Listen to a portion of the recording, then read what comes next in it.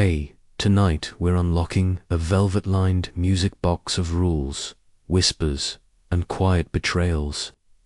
You're sitting on the edge of a narrow feather bed, your nightgown slightly twisted, the tips of your fingers cold despite the heavy drapes. In the hallway, floorboards creak a sound you know too well. Tonight, you'll be told something important, something for your own good, something about what your body must never do. You're 13. You don't know what it is yet, but you know it's bad. The air smells like lavender powder and candle smoke. Your mother, or maybe it's your aunt, sits at the edge of your bed with her back perfectly straight. Her voice is low, serious, and somehow both caring and terrifying at once. A girl mustn't touch herself, she says, almost in a whisper.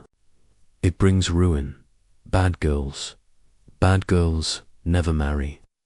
Welcome to your first real lesson, not in Latin or penmanship, but in fear. A lesson given not by teachers, but by matriarchs who learned it the hard way themselves. The Victorian era doesn't just teach girls to fear pleasure.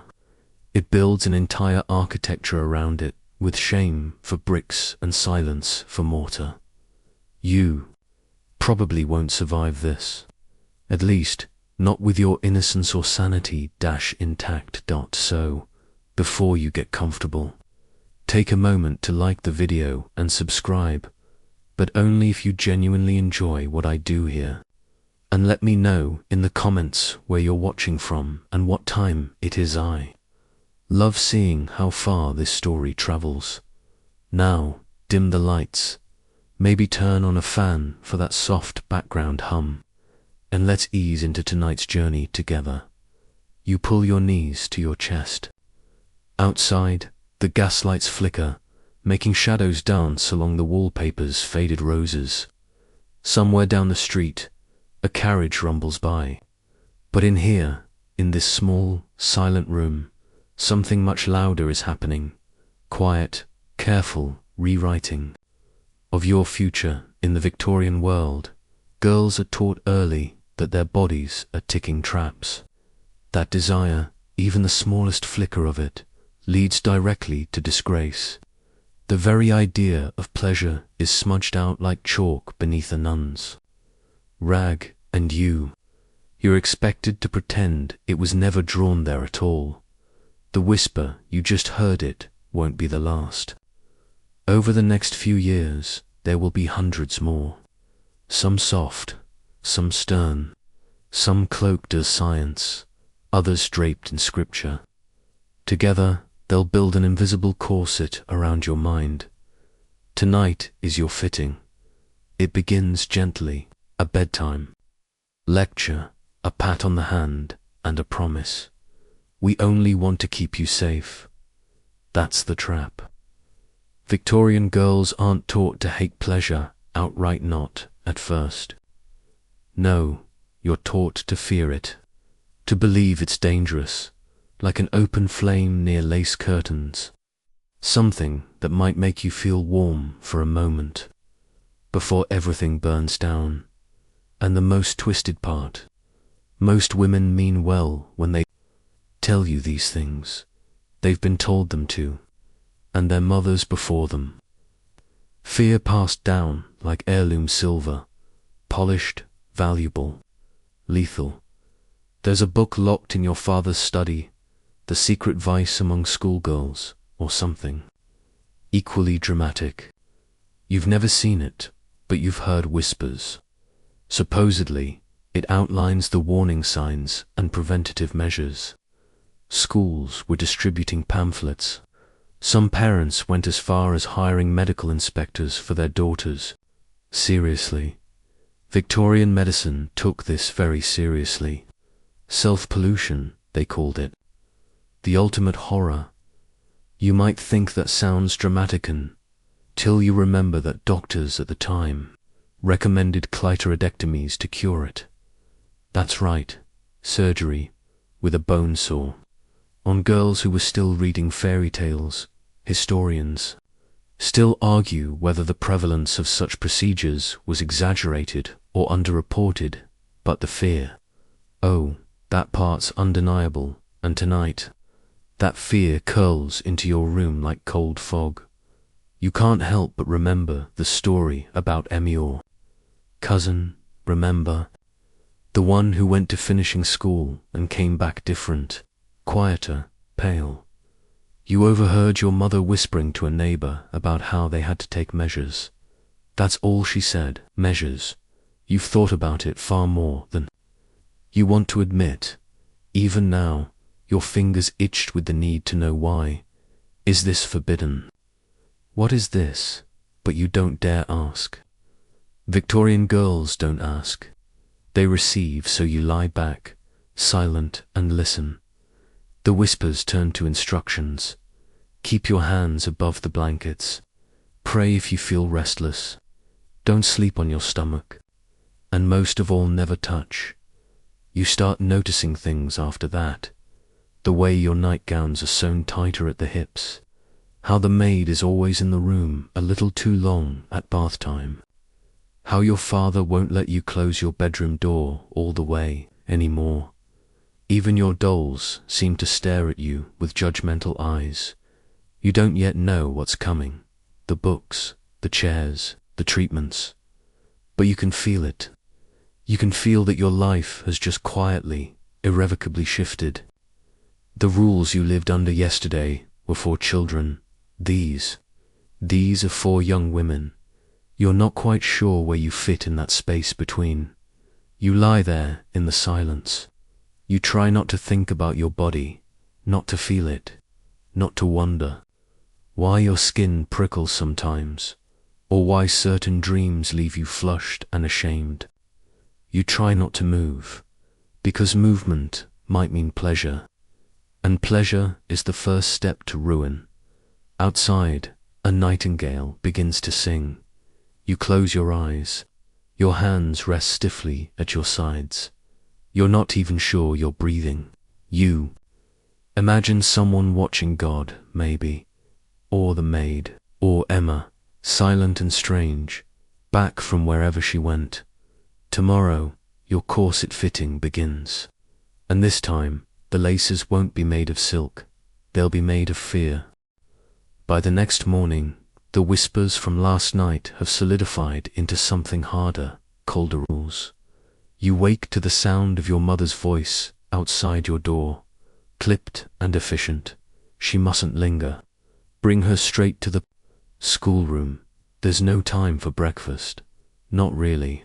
A sip of lukewarm tea, a dry crust of bread, and a glance at your governess's disapproving eyes. You're already behind. Your governess, Miss Elworthy, has a spine like a doorframe and hands that never seem to warm. Today, she wears a pale grey dress buttoned straight up to her throat, as if even her collarbone might be scandalous. She doesn't smile when you enter. She never does. Sit up, she says, before you've even touched the chair.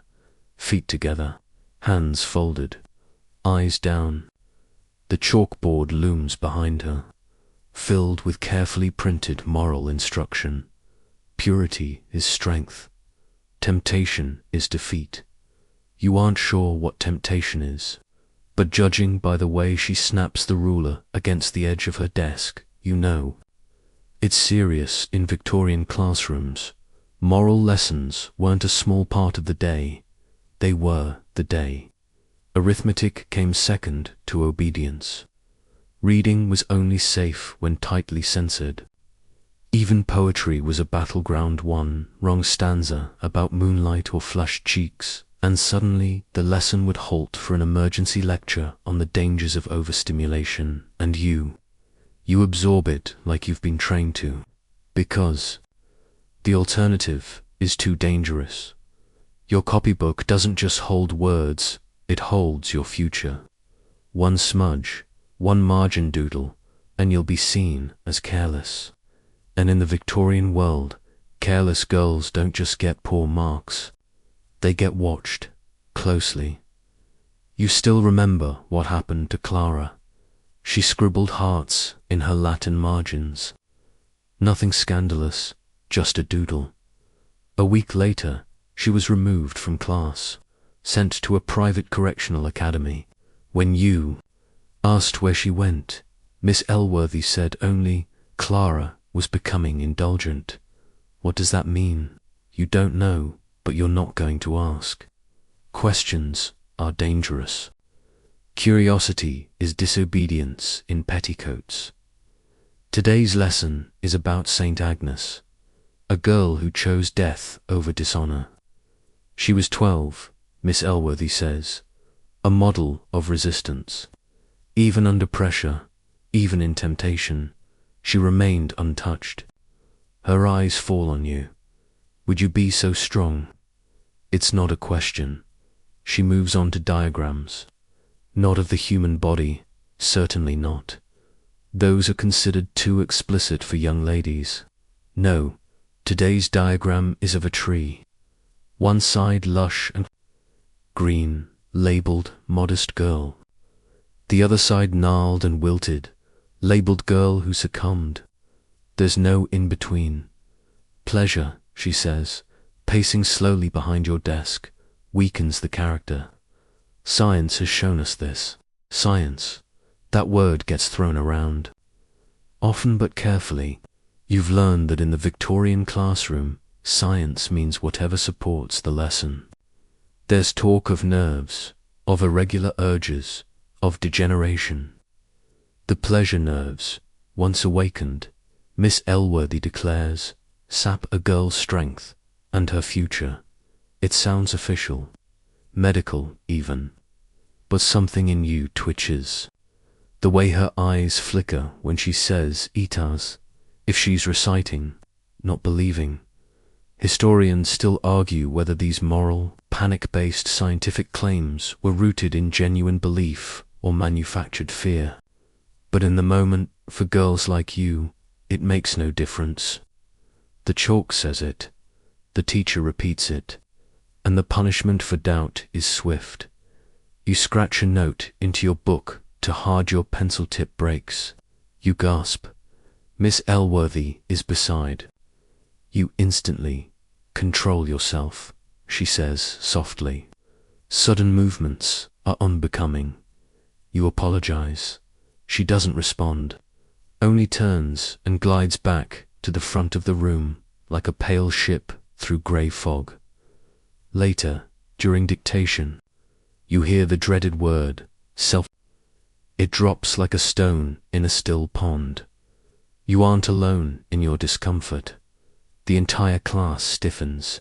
No one meets anyone's eyes. It's the phrase that carries the most weight, the most mystery. You've heard it whispered by maids, mentioned. In a pamphlet your father quickly burned. One girl once said it out loud. Kitty Ann was slapped by her mother right there at lunch. Miss Elworthy leans in slightly, lips tight. It begins in idleness, she intones, hands wandering, a fog of thoughts. Girls must remain occupied. That's why you're given sewing.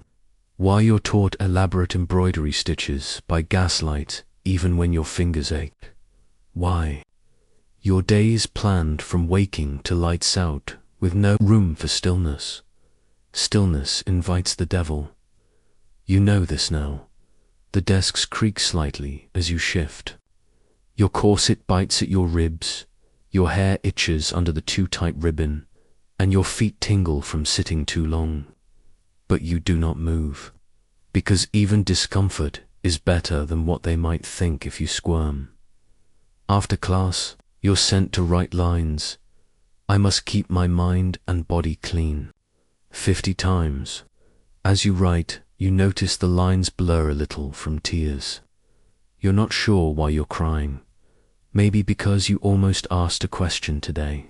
Maybe because you saw the look in Kitty's eyes and knew she was holding back tears.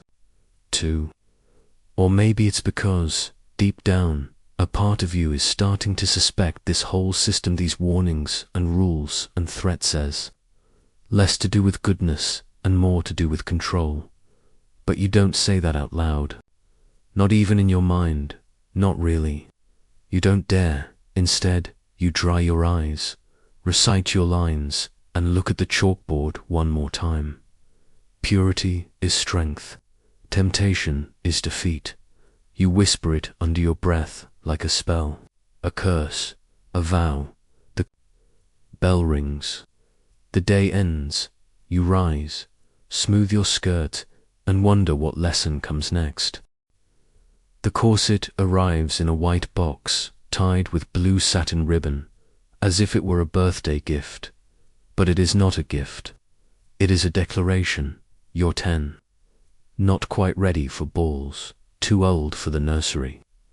And today marks a new chapter, not because you feel different, but because your body might be starting to look different. And that, in the eyes of Victorian society, is a threat. Your mother is excited, nervous too.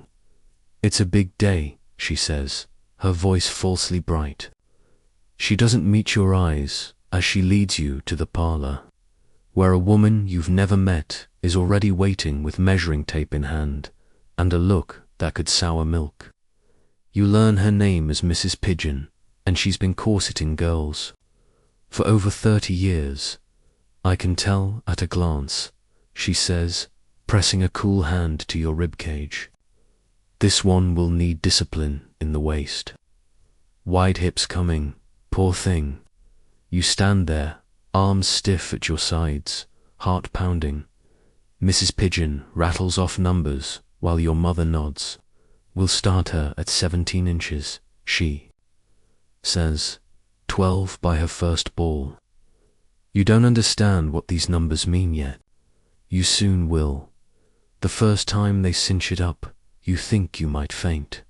And that reaction, it's considered a good sign. Victorian society idealized fainting girls, delicate, controllable, quietly suffering. A swoon was never just a swoon. It was social currency. As Mrs. Pigeon pulls the laces, your breath shortens, your arms tingle. You blink hard, trying not to cry. Don't resist, she says. Resistance makes the bones grow crooked. You're 10, remember. And this corset isn't just a garment, it's a message. A soft-spoken war declaration between you and your body.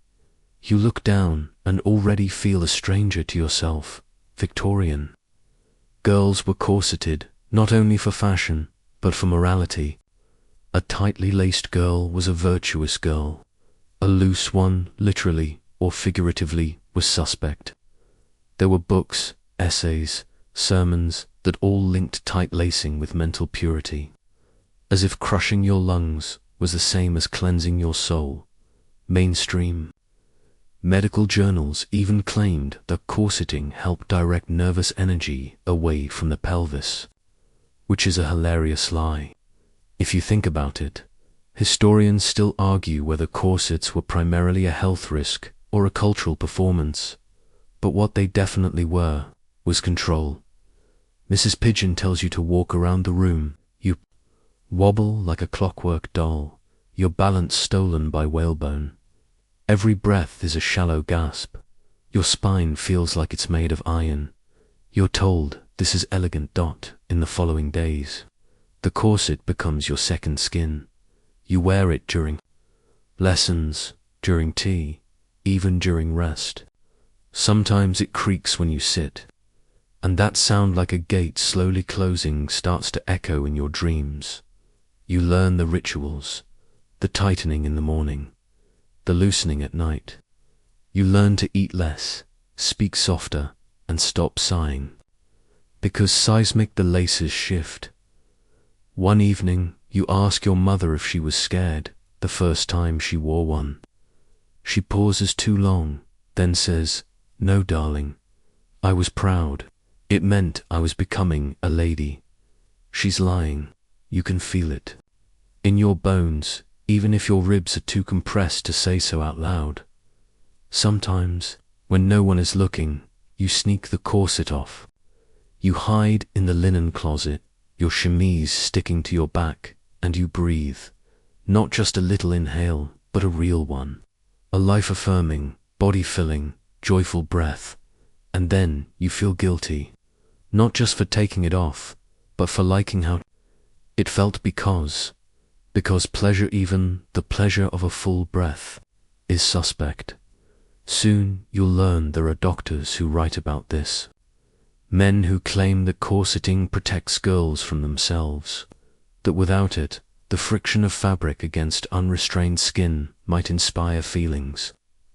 One pamphlet even warns that free-moving bodies encourage nocturnal discharges of sin. No one explains what that means. But judging by how red your governess went, you're pretty sure it's bad. So the corset stays on, tighter, longer. You even start sleeping in a light version of training corset, as if your dreams could rebel without it. At church, the vicar gives a sermon on moral fortitude. He describes the body as a garden and sin as a weed. Pleasure is a slow-growing corruption, he says, a creeping vine. You may not notice it until you're already strangled. You look down at your waist, where the whalebone bites into your skin, and wonder how he'd describe this vine. One day, during penmanship, you faint, not dramatically, not with gasps and flutters, just quietly. You slide out of your chair like a ribbon slipping from a spool. You wake to smelling salts and the worried face of Miss Elworthy, who mutters something about tight laces and girls who daydream. Too much, you expect them to loosen the corset. They tighten it instead, because your collapse was interpreted as a sign of modesty. The highest compliment a girl can receive. It's not lost on you that your body is now a source of constant tension, literally. Any comfort you take must be stolen. Any sigh must be silenced. Even laughter feels risky. What if it shakes something? Loose, you begin to associate relaxation with danger, breathing with shame, even lying down with temptation. Because once your body stops hurting, you might notice it, you might touch it. And that, of course, is the beginning of the end. Your mind starts to drift during your lessons. You imagine forests, wide and wild, where no one laces you into anything. You dream of running, real running, not the kind you're allowed in games. Bare feet, loose skirts, and air in your lungs. But then you wake, lace up, and go back to schoolroom Latin, virtus per angustias, strength through suffering. That's what they tell you. That's what the corset means. And for now, you believe them, because not believing, that's harder than breathing. You stand naked before the mirror, but you're not supposed to look.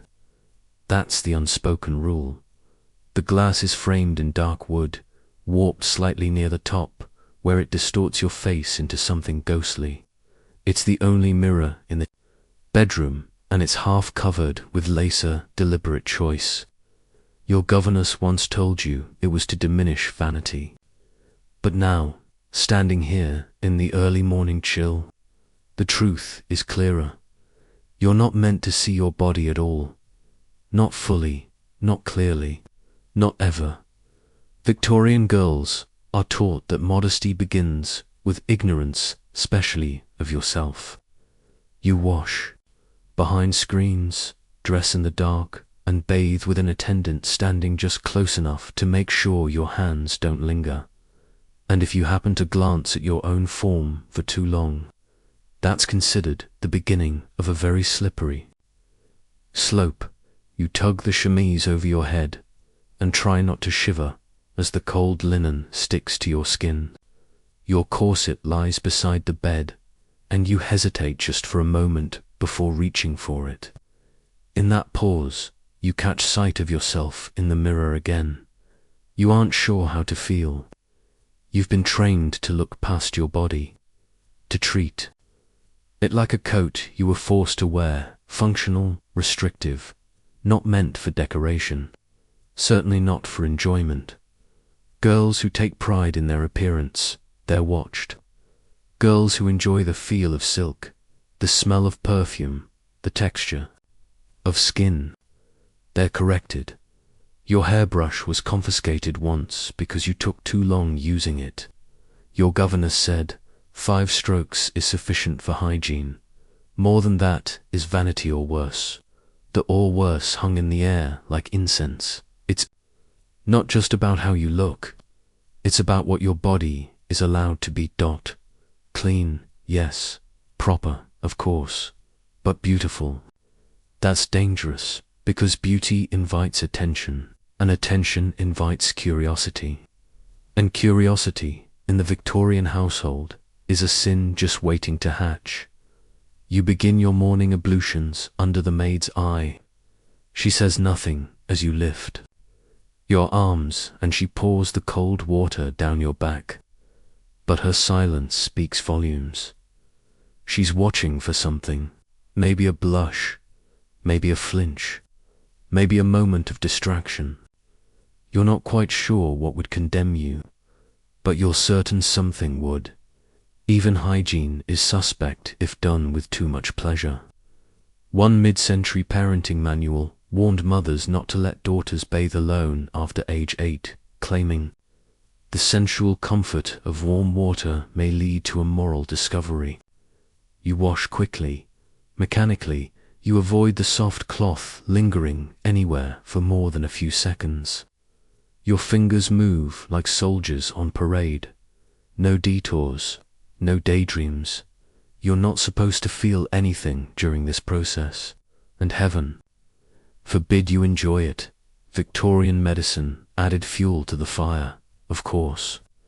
One physician warned that tingling in the extremities during bath time could be a precursor to hysteria. Another advocated cold showers to shock the nerves back into moral order. Some even promoted chemical washes laced with alum to numb the seat of female temptation. Yes, that's exactly as awful as it sounds. Historians still argue whether these prescriptions were followed widely or mostly floated by fringe physicians. But in your household, the fear is very real. The rules are very strict. You dry off and begin dressing under supervision. Corset, petticoat, underskirt, bodice, overskirt, each layer another barrier between you and sensation. The buttons are tiny and deliberate, designed to prevent quick removal. Designed to discourage ... wandering ... By the time you're fully dressed, you're barely aware of your own skin. And that's the point. You remember when you were little and ran, barefoot in the garden, sunlight on your arms, mud between your toes. That kind of joy is gone now, replaced by a constant sense of surveillance. Even in private, you're not really alone. Your thoughts are not your own. Your reflection isn't yours either. You start to notice things about other girls, too. Sarah chews her lip when the boys walk by. Judith always loosens her laces at lunch.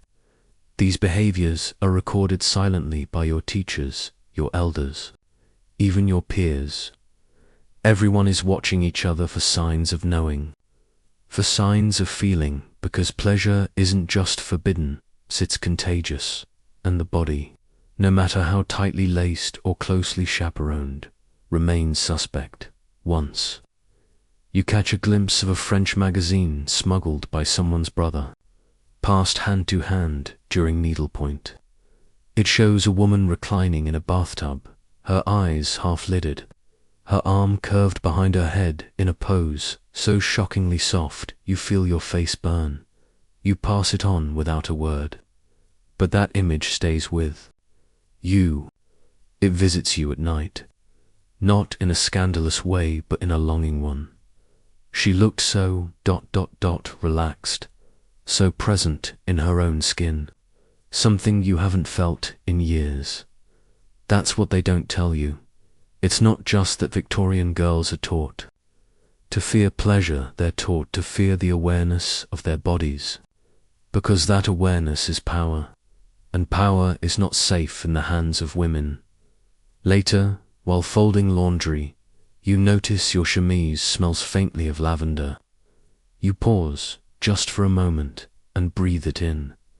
It's a small thing, a tiny indulgence, but it sends a shiver down your spine, and with it, the guilt, because even a moment of softness, of sensory joy is a crack in the armor, and you've been taught that cracks lead straight to collapse.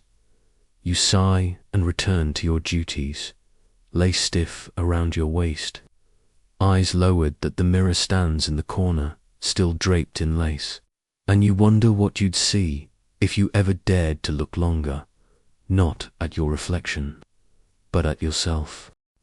You shift your weight just slightly, and the chair creaks a soft betrayal.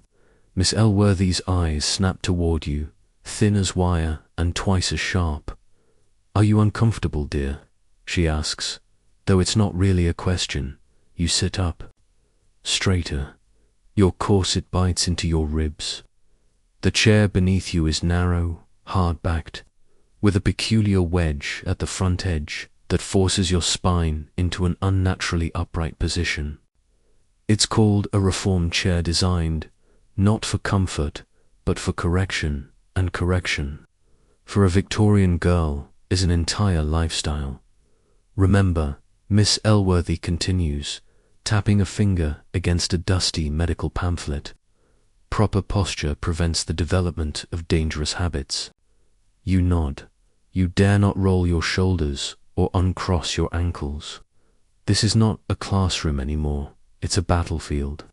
And the enemy is your own body. Victorian society feared what happened when a girl relaxed. Sitting improperly was believed to provoke stimulation of the pelvic nerves. Leaning back, a gateway to idleness. Crossing your legs, you may as well have confessed your sins aloud. Some books went so far as to warn that rocking chairs might lead to compulsive behavior. One 1869 guide claimed that the rhythmic motion of such furniture excites the nerves, particularly in young females. Historians still debate whether such claims were earnest or absurdist satire that got mistaken for gospel. But either way, the rules were enforced. You recall the first time you were fitted for a discipline cushion. It looked like a small velvet ring, but the inside was hard, almost sharp. You were told it was to help train your spine, but you learned quickly it wasn't about spines at all. It was about contact, about making sure certain parts of your body never touched the seat, not even through 5 layers of petticoats. You may proceed with your reading. Miss Elworthy says, as if nothing just happened. You recite the passage, your voice steady, though your legs are beginning to go numb. The lesson today is from Conduct for the Daughters of England, a book filled with advice that sounds sweetened, it isn't. One passage reads, "The soul of a young woman is like fine porcelain, easily cracked, impossible to mend, and always scrutinized for flaws." You're not sure what's worse, the metaphor or the fact that it feels true.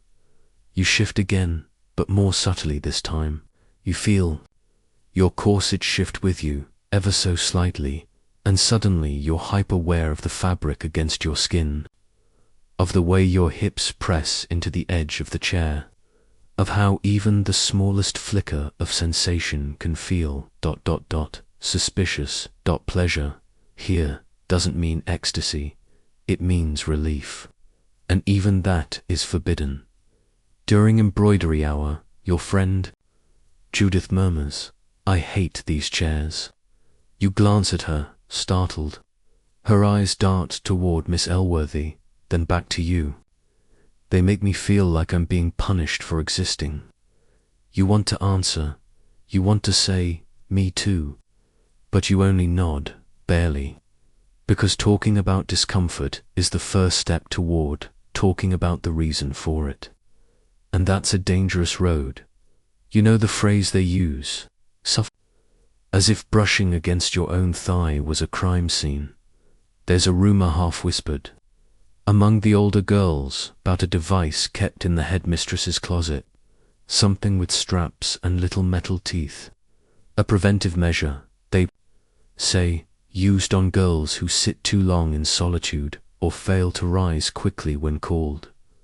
You don't know if it's real, but you've seen the look in Kitty's eyes after she returns from those quiet, unexplained talks. She walks differently now, more carefully, like something inside her cracked at tea. You sip from your porcelain cup with perfect posture, every movement rehearsed, back straight, elbows close, pinky not too extended, that would be vain. Smile on cue, even though your lower back burns from the reformed chair and your thighs are tingling from how long you've been sitting without shifting. You smile because discomfort is a virtue here. It proves you're a good girl. It proves you're winning the war against your own nature. Your father, when he's home, remarks how poised you're becoming. Your mother calls you disciplined, and you accept these as compliments, even though the praise feels like another layer of stiff fabric pressing into your chest. The strange part is, sometimes you are proud. There's a perverse sense of achievement in holding yourself perfectly still while the other girls fidget, in earning a nod from Miss Elworthy, in hearing your name whispered with admiration at Sunday tea. But deep down, you know this isn't success, it's submission. You begin to dread comfort. Soft cushions feel treacherous. You sit stiff even when no one's looking. When you lie down, it takes a long time to unclench. Even sleep isn't freedom. You're taught to sleep on your back, arms outside the blanket, ankles crossed like an angel in a tomb. You try, but sometimes you wake up tangled in your sheets, pulse racing, unsure of what you were dreaming. And you're afraid. Not of what you did, but of what you might have felt. That's the worst part of all this. The confusion. You're not just taught to fear pleasure, you're taught to fear your own instincts, your own comfort, your own body, even in rest. At the end of the day, when the fire is low and the lamps glow dim, you hear the soft rustle of skirts in the hallway. Judith passes your room and pauses. They call it posture, she whispers, but it feels like punishment. Then she disappears into her room, and the silence returns. You lie there in your nightdress, staring at the ceiling, perfectly still. You don't move, you don't dare. There is a new routine now, one that happens in secret, though everyone knows it's happening. Each night before bed, the maid enters your room not to fluff your pillow or draw your curtains but to inspect. Not your linens, you, hands above. The covers, she says, softly, but with authority, like it's normal, like it's not completely surreal that a grown woman is making sure your fingers aren't doing anything, unseemly. You comply, because you've been told many times that a girl's hands are the gateway to disaster in some homes. They tie your wrists with satin ribbon to the bedposts for safety. In others, girls are made to wear gloves to sleep. Not delicate white ones, but heavy. Scratchy mitts lined with prickly wool or even nettle fibers. Just enough discomfort to ensure you don't forget where your hands are during the night. Your home isn't that severe yet, but the maid lingers longer each evening. She straightens your blanket too carefully. Her eyes flick over you, trying to detect some unspeakable rebellion. You hear her murmur to your governess once, "She's still too quiet in the mornings. I'd be watching her if I were you." You pretend you're asleep, but your cheeks burned, or Victorian manuals were remarkably direct about this. Self-pollution was believed to drain vitality, impair fertility, and corrupt the soul. One book claimed it caused facial asymmetry and unnatural paleness. Another warned it would eventually make your spine curve. Even now, some dusty pamphlet probably lives in your father's desk drawer, titled something like The Secret Vice and Its Cure, probably filled with terrifying illustrations of what a girl might become if she's left alone for too long. Historians still debate whether Victorian parents truly believed these nightmarish claims or simply used them as tools of compliance. Either way, you live with the consequences. You dread the nighttime inspections, not because of what they might find, but because they make you doubt yourself. You lie still, hands rigidly folded, wondering, am I already ruined and don't know? After all, no one has told you what this pleasure is, just that it waits for you in the dark like a trapdoor, that you mustn't think about it, that you mustn't feel, and that's the paradox. The more you try not to think about your body, the more you do. You start to second-guess every sensation. A shiver from a breeze. Is that temptation? The strange comfort of rubbing your bare feet together under the blanket. Is that wrong? The vague heat that rises when a story in your reader mentions stolen glances and moonlight. You start avoiding words like warm, soft, tingle, and flutter. Too risky. You memorize Bible verses about virtue. You mouth them. Like spells when you change clothes, or lie in bed, or brush your hair.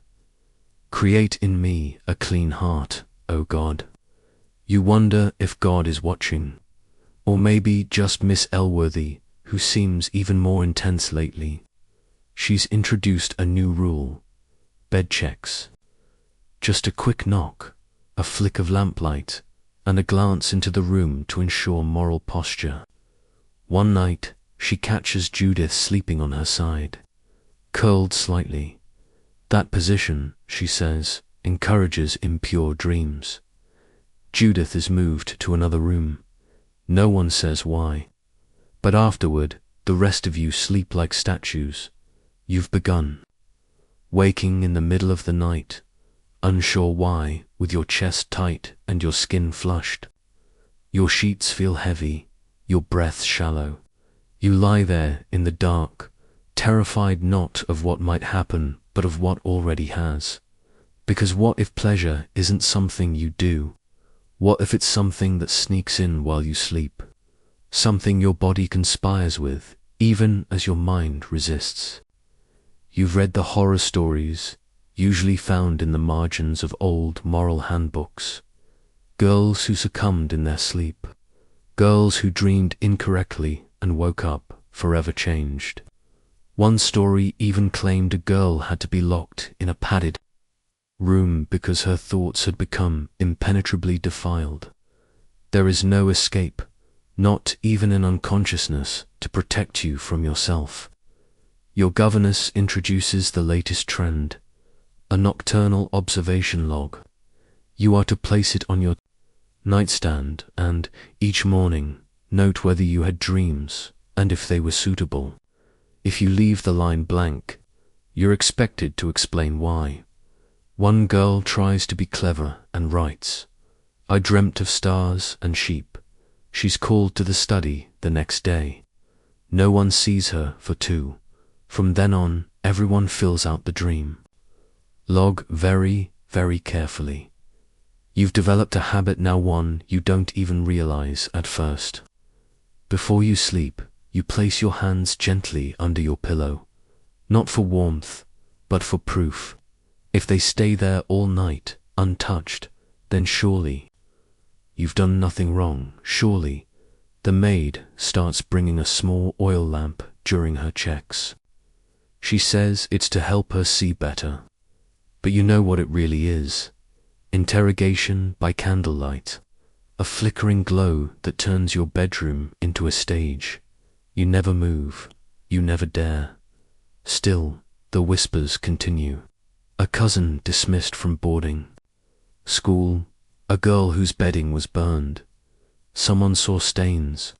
Someone saw evidence. That's what they're always looking for, evidence, but they never define it. And that's the cruelest part, because when sin is left so vaguely drawn, it makes suspects of everyone, and you begin to suspect yourself. You start hugging pillows, you start changing faster, you flinch when the cat curls up on your lap. You avoid mirrors, you flinch when someone says warm bath or silken sheets. You start to hate soft things. You start to mistrust joy. You are learning to be good. You are learning to be empty. You sit on a velvet footstool, legs glued together at the knees, ankles crossed, just so be, 'cause that's how Aunt Prudence insists young ladies should perch. She has a way of entering a room that makes everything colder, even in July. Her lace gloves never come off, even to pour tea. And her voice always drops when she's about to say something important or mortifying. Today, she's leaning toward you across the parlor table, eyes narrowed over her pince-nez. Her teacup hovers, untouched, forgotten. "You're of age now," she whispers. "It's time we speak plainly." You brace yourself. No good conversation has ever started with that phrase. Then she says it, the phrase that sends shivers through generations. You must never let yourself be stirred. The word stirred falls like a warning bell down a quiet corridor. It's not even clear what it means exactly, but you know it's bad, like ruined, like spoiled. Words that hover over your adolescence, like thunderclouds vague, looming, and always somehow your fault. Aunt Prudence glances at the closed parlor door. There are girls, she murmurs, who let feelings move through them, unchecked. Her voice drops another notch. Pleasurable feelings. It's less a confession than a cautionary tale. She has stories. Every aunt does. One about a cousin who rode horses too often and began to show symptoms. Another who read too many French novels and started asking questions. Another who took ballet and learned to arch her back. You'd think these were crimes, and in a way, they are. Victorian society didn't just warn against the act of pleasure, warned against the capacity for it. There was real fear that a girl could awaken desires within herself before marriage desires that couldn't be unlearned, contained or rechanneled into domestic docility. You nod dutifully at Aunt Prudence, but inside your head, things are stirring anyway, not in the dangerous way, necessarily, but in a defiant one. Questions surface. Why does a horse's gait matter? Why is laughing too hard suspicious? Why does the word feel seem to carry a built-in scandal? Still, you say nothing, because you are a sponge, and sponges absorb what they must to survive. Aunt Prudence continues, now on her favorite track, womanly decline. That's what happened to your great-grandmother. Apparently she was too sensitive, and after a certain age, simply wilted.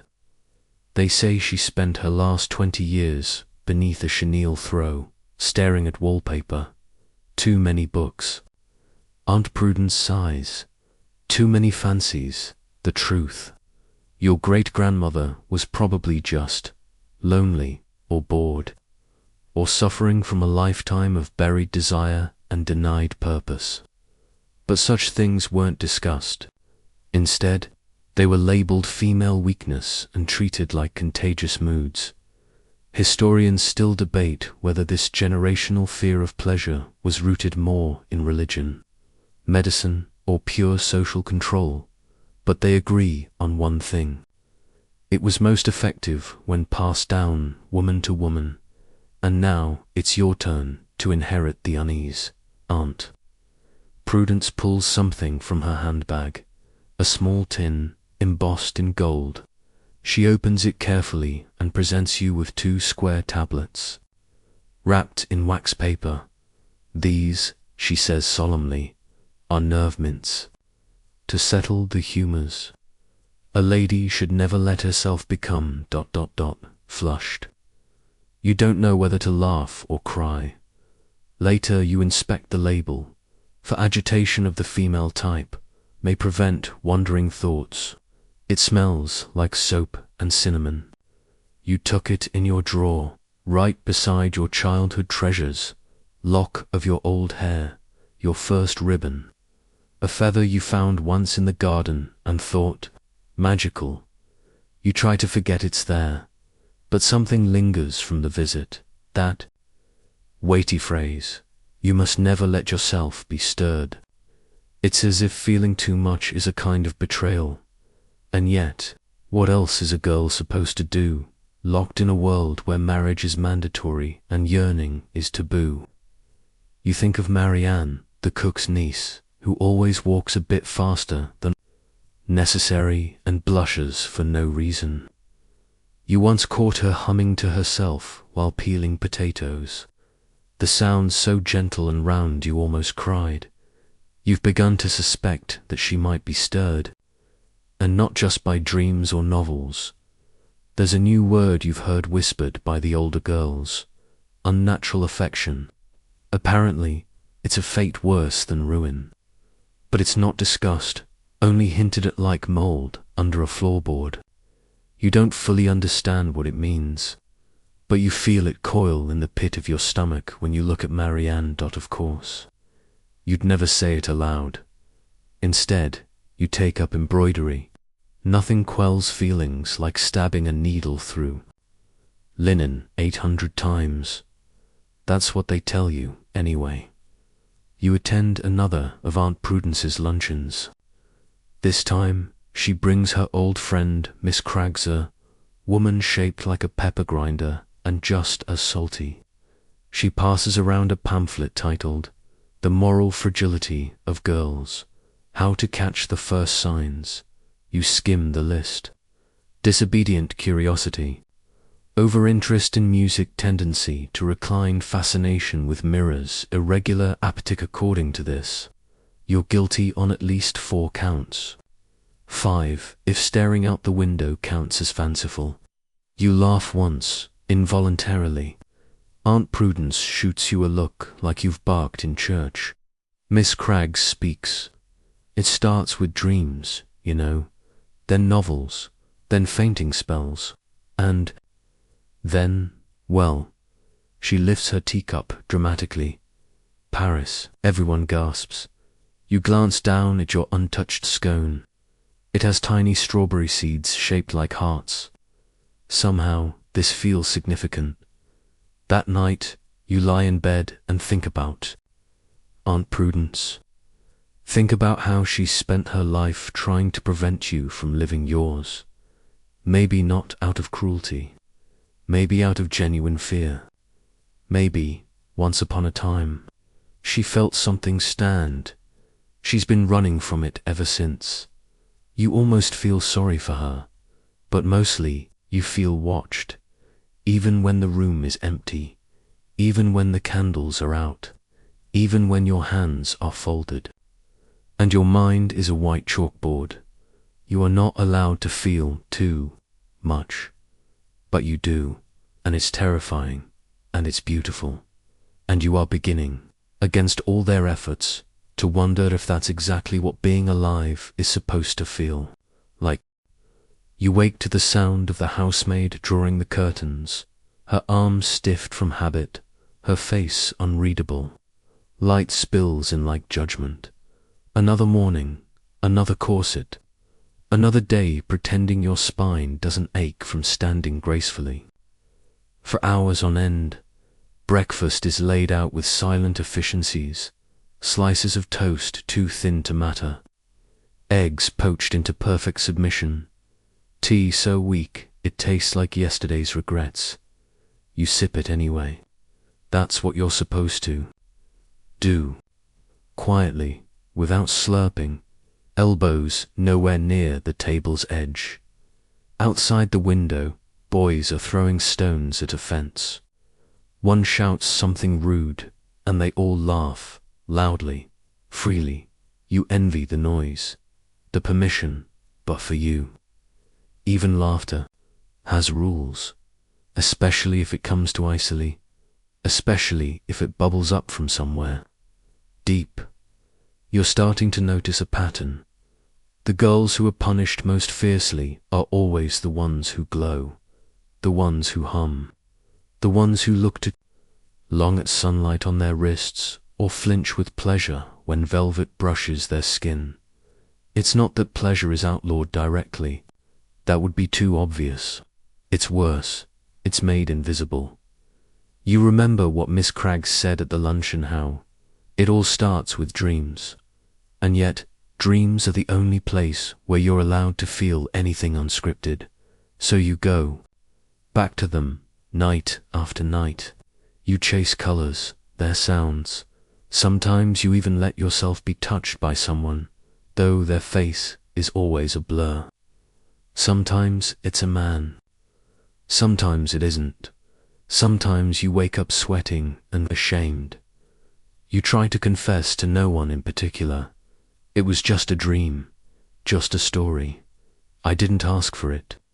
But part of you wonders if you did, and part of you, the part you dare not name, wants more.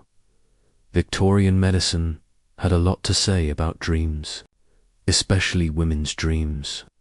According to some of the era's more imaginative doctors, nocturnal emissions, the term itself cloaked in fog, were a sign of internal disturbance, too much stimulation. Not enough discipline, one doctor warned that. Excessive literary consumption could cause the body to generate unhealthy imaginings, particularly if the stories involved passion. Another blamed tight corsets for increasing abdominal pressure and leading to aberrant internal movements. Historians still debate whether these theories were sincerely believed or strategically absurd. But the result was the same. Girls were taught that even unconscious pleasure could be a moral failing. Imagine that, being held responsible for what your sleeping brain does. You once heard of a girl in Town Emilia who was sent to a rest cure clinic after her governess found a damp spot on the bed linens. She wasn't sick. She was 17. But they treated her like she was dangerous, put her in a padded room, fed her only broth, kept her arms tied to prevent wandering hands. She came back pale and empty, her laugh gone. You asked your mother what had happened to her. She said Amelia had become sensitive, as if that explained everything. Your governess, Miss Alder, is more liberal than most, at least on the surface. She lets you read Mary Wollstonecraft under the condition that you don't tell the vicar. She corrects your posture, but never pinches your shoulder blades to make them lie flatter. Still, she never talks about pleasure. Not directly. Not even when she teaches anatomy, which she does in a roundabout way involving Greek statues and Latin euphemisms.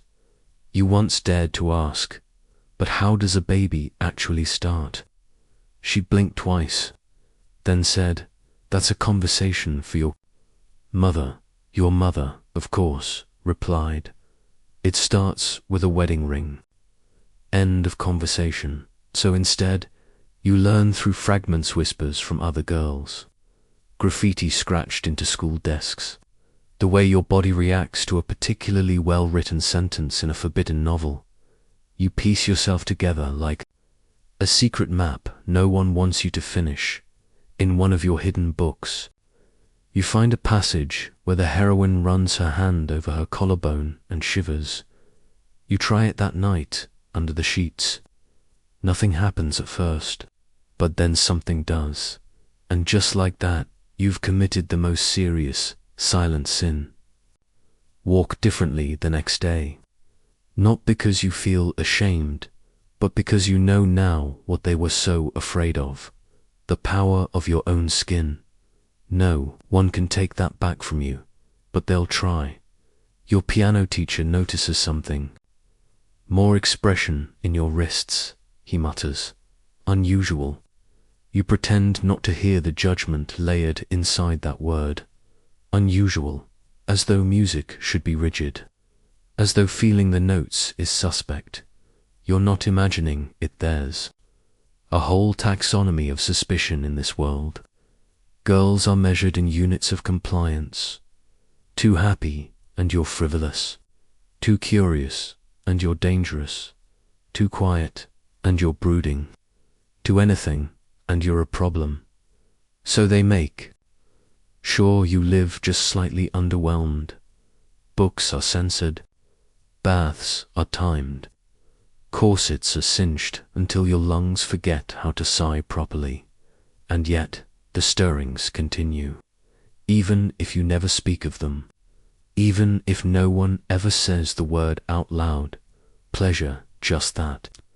Not even a specific kind, just. The right to feel something beautiful without punishment.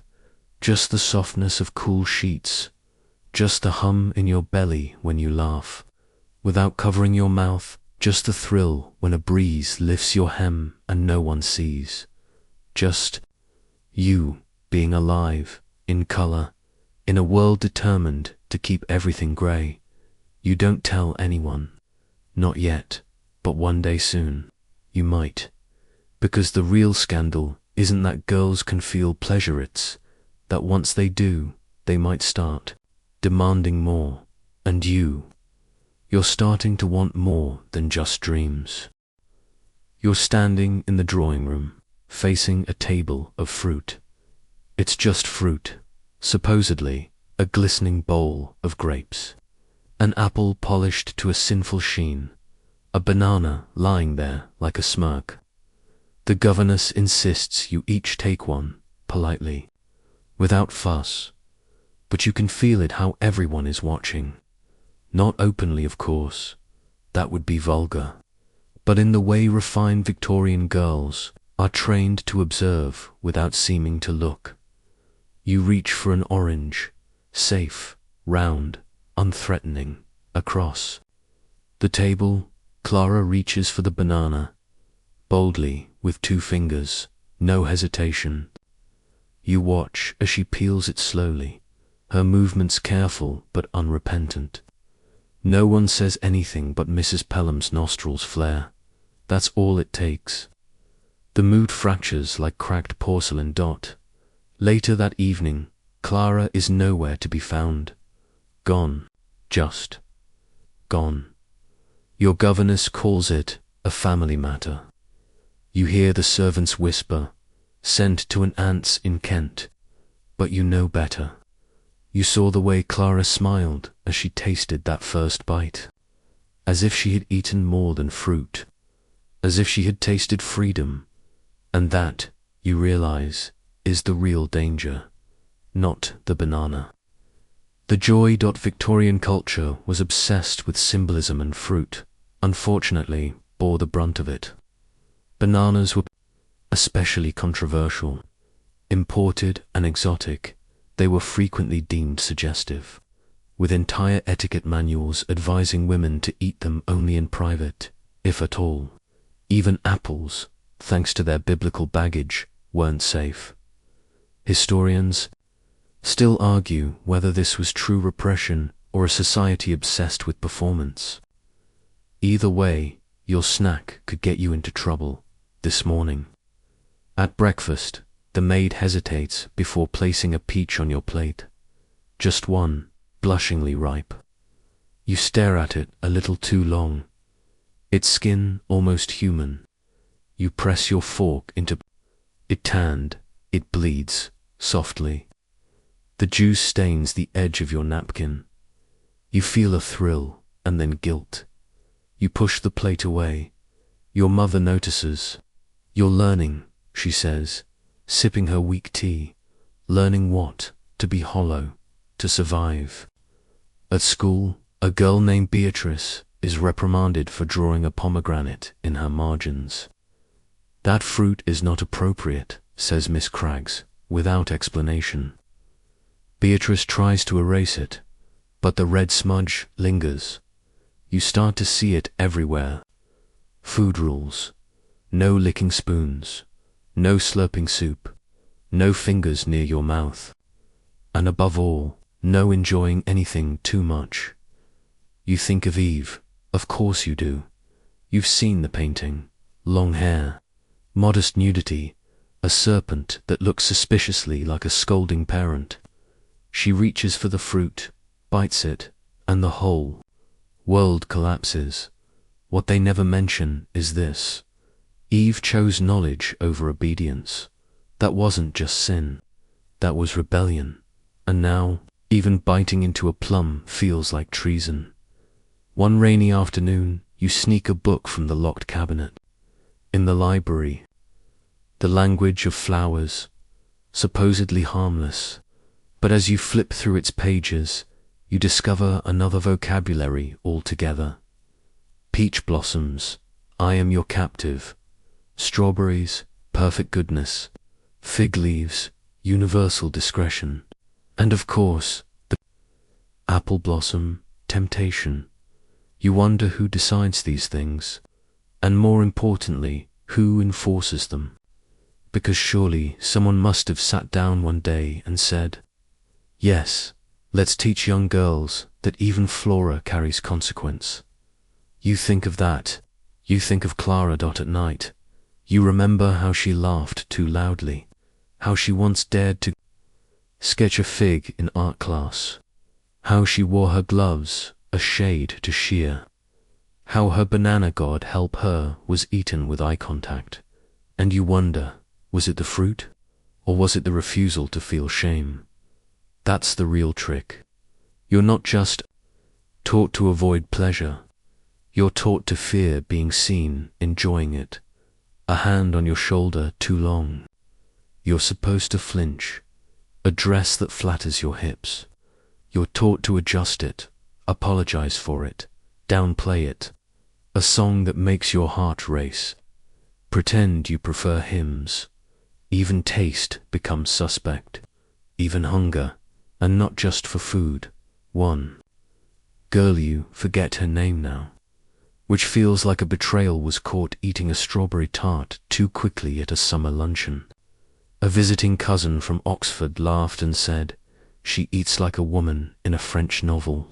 She was gone by the next term. You wonder if the tart was worth it. You hope so. At your own birthday, you're served a plain white cake, no icing, sugar. Stirs the blood, your aunt says, with a knowing nod. You press your fork into the dry crumb, and think of the strawberry tart. You think of peaches and pomegranates and Eve. You take a bite, anyway, and you chew slowly. Let it melt. Let it burn a little on the tongue. Let the joy rise, even if no one sees it. Especially if no one sees it. Because here's the truth. They've tried to paper over with linen tablecloths and powdered sugar and silver tongs. Pleasure has a memory. It lingers. And even after the fruit is gone, you remember what it was like to want, to taste, to take, to defy. Tomorrow, they'll serve boiled oats again, tasteless. Punishment disguised as breakfast. But tonight, in your dreams, you eat the tart, and in that dream, Clara is there, smiling, unapologetic, alive. The carriage jolts as you round the corner to Harley Street. Your mother sits across from you, her gloved hands folded tightly on her lap, like she's afraid they might do something improper if left to their own devices. She hasn't spoken much since breakfast, only said you were going to the doctor, and no, there's nothing wrong with you, per se, just things a mother knows before a daughter does. You're 13, outside. The street smells of coal smoke and the sickly sweetness of carriage oil. The brass plate on the townhouse reads, Dr. Elgin Braithwaite, Female Ailments.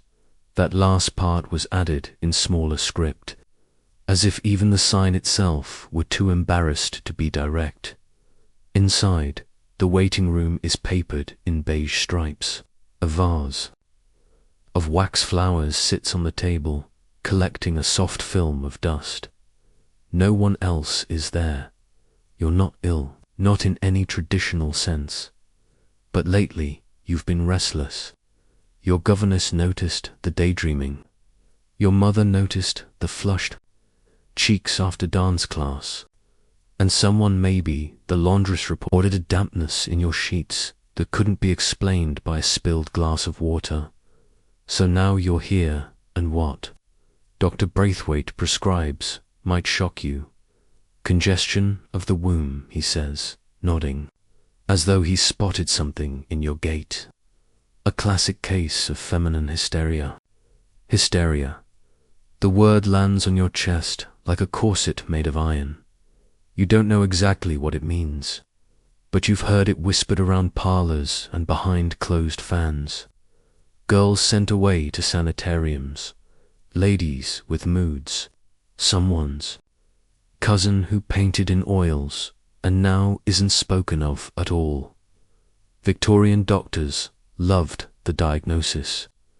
It was elastic, convenient, and always feminine.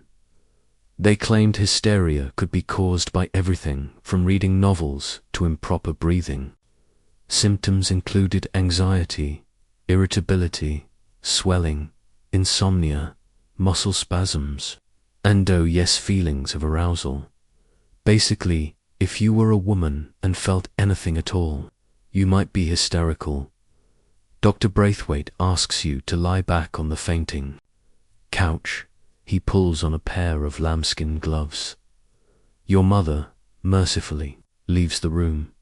And then, well, let's just say this treatment doesn't involve any medicine you'd find in a bottle. Historians still argue whether the so-called pelvic massage was sincerely believed to be curative or simply a way to sublimate collective discomfort about female sexuality. The Victorian doctor's office was often the only place where a woman could feel sensation without shame because it was clinical. It had a name, a code, a stamp of approval from science. The irony is so thick, you could butter toast with it. You're lying there, staring at a framed sketch of lilies on the ceiling, trying not to blink too quickly. He says it's perfectly normal, that many young women feel this sort of pressure. He assures you that when the body reaches a state of release, it is no cause for embarrassment. You're 13. He hands you a lemon lozenge. When it's over, when your mother you're already standing, trying to look composed, trying to make sense of what just happened. She eyes your flushed cheeks and nods. You'll feel better now. But you don't. Not really, because even though no one used the word, your body still did the one thing you've been taught never to let it do. It wanted. You're silent all the way home. That night, you sit at your vanity, brushing your hair in long, slow strokes. The reflection in the mirror feels unfamiliar, like a twin raised under glass. You wonder how many other girls have had the same visit, the same couch, the same silent carriage ride back, unsure whether they were healed or harmed. They don't teach this in school. Instead, they teach you to fear your own heat, your pulse, your instincts, the fire in your blood at dinner. Your father says the roast is overcooked. Your mother says nothing. You excuse yourself early, claiming a headache.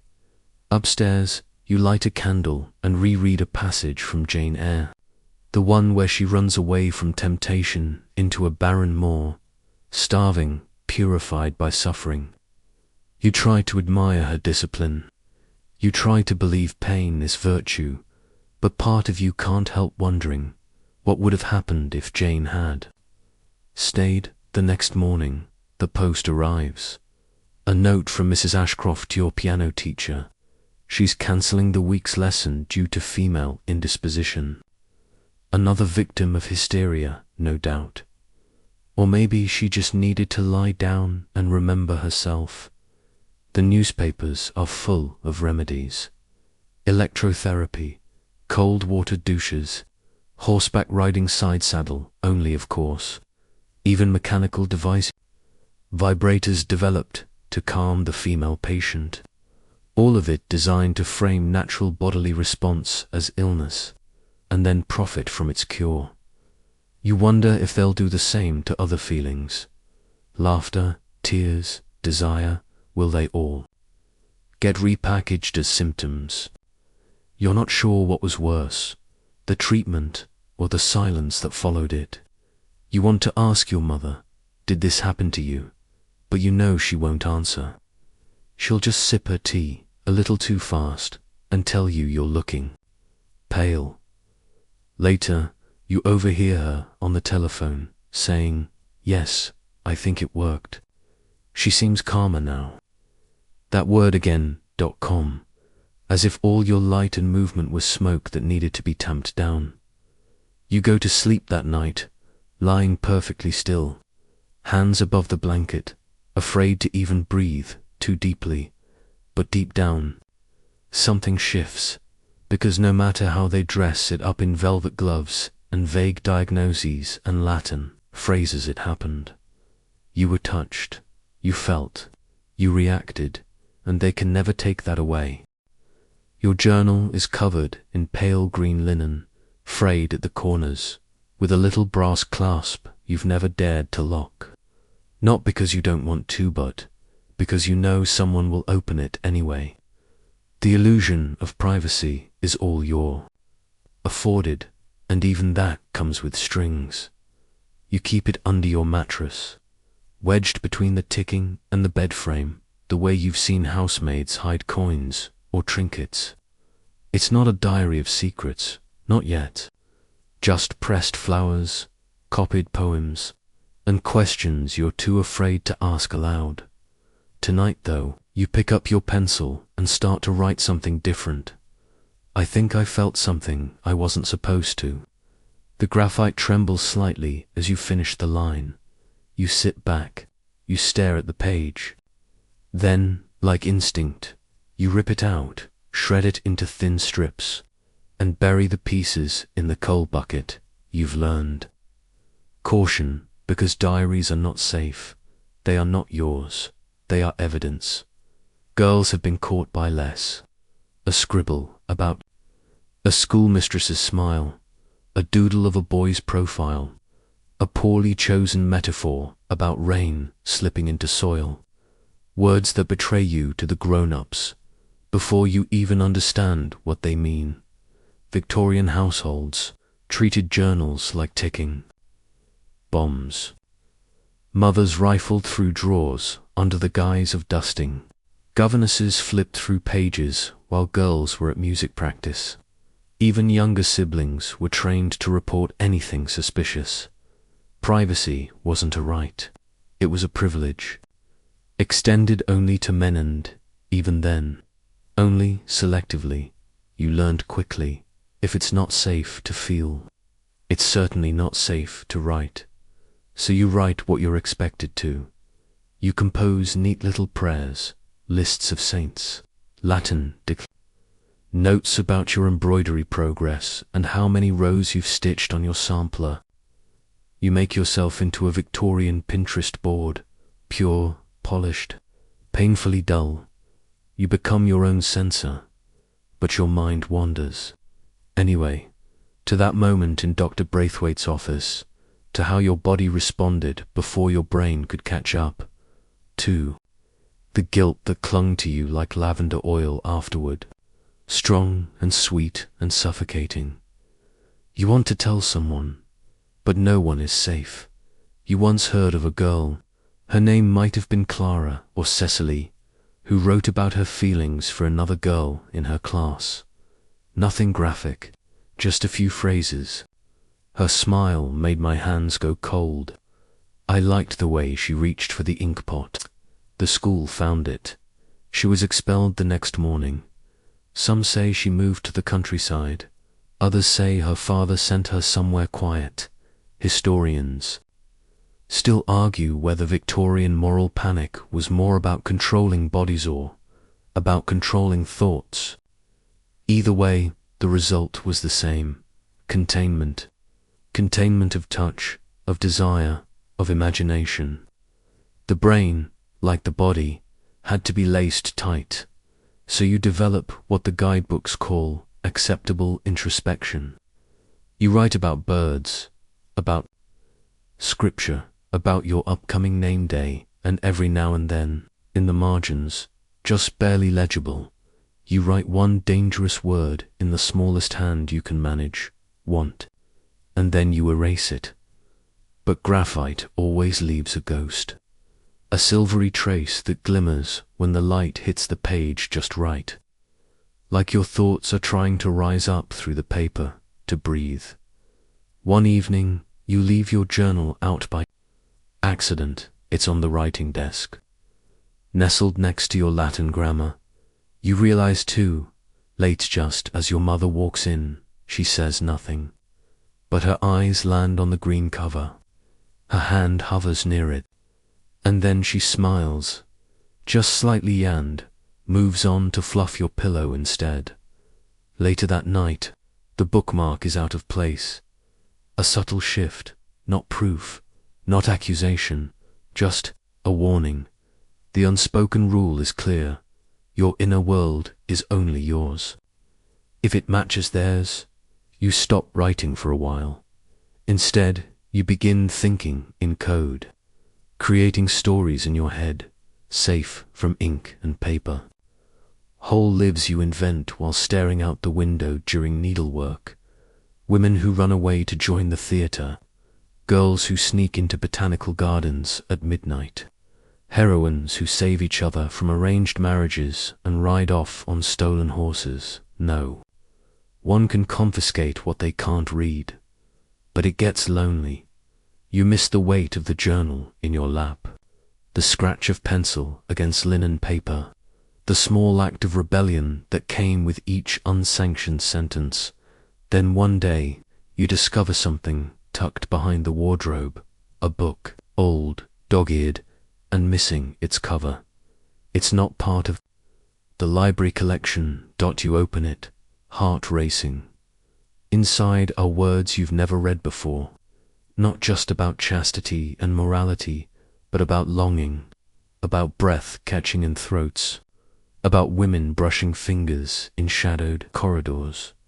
You read it in one sitting, then hide it in a hollowed-out hatbox the next day. You take your journal back out. This time, you write in code. You invent an entire fake language, squiggles and loops, and invented symbols only you understand. You write about a girl with your eyes, but someone else's freedom.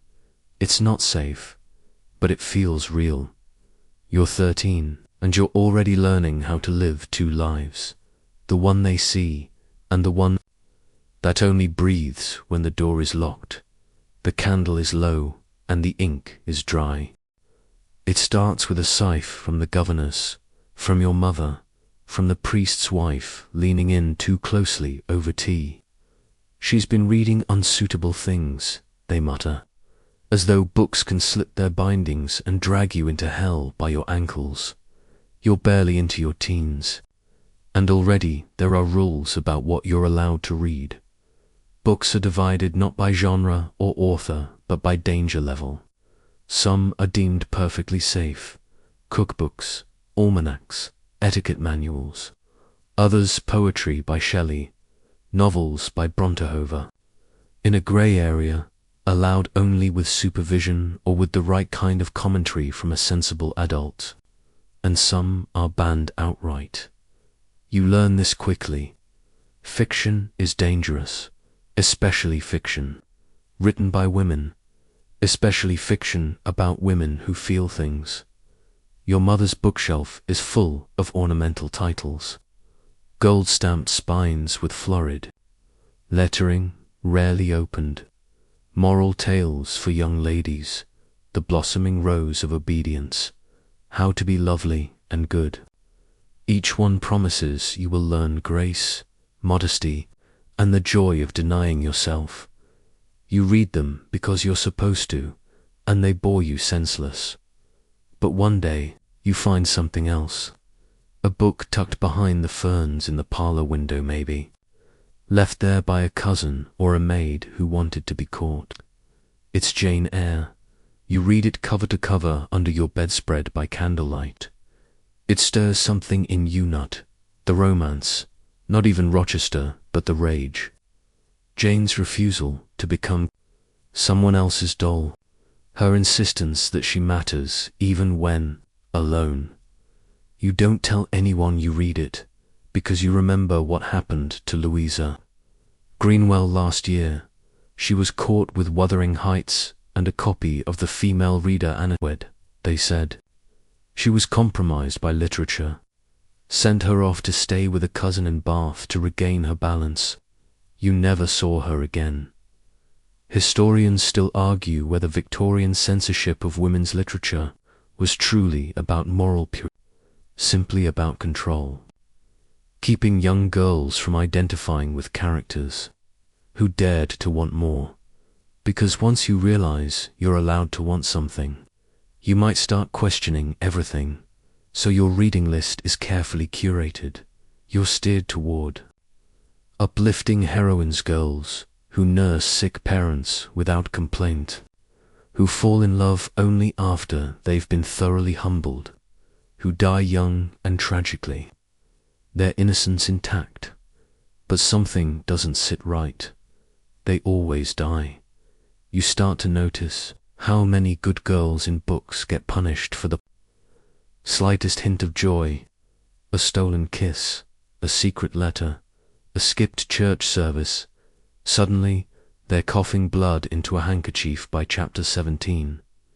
Pleasure, it seems, is terminal.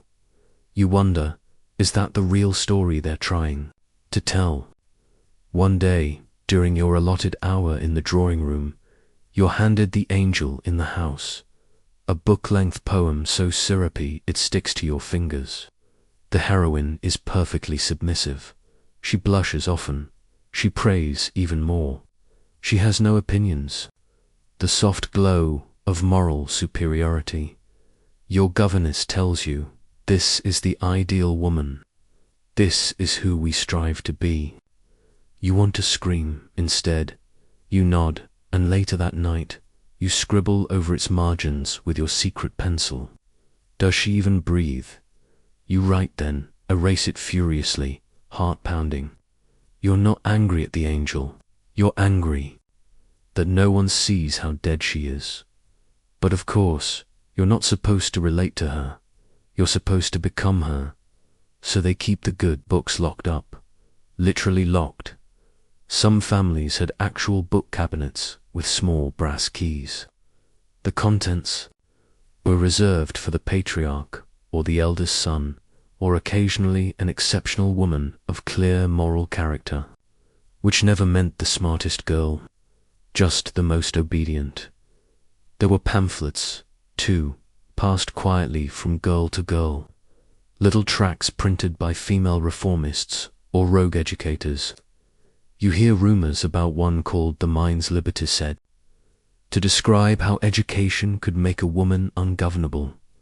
You don't believe it exists, since if Sentinel your cousin Emily mentions having read a page or two, she's 14, she wears trousers in the orchard when no one is looking. You love her a little for that, but you also know how these stories end.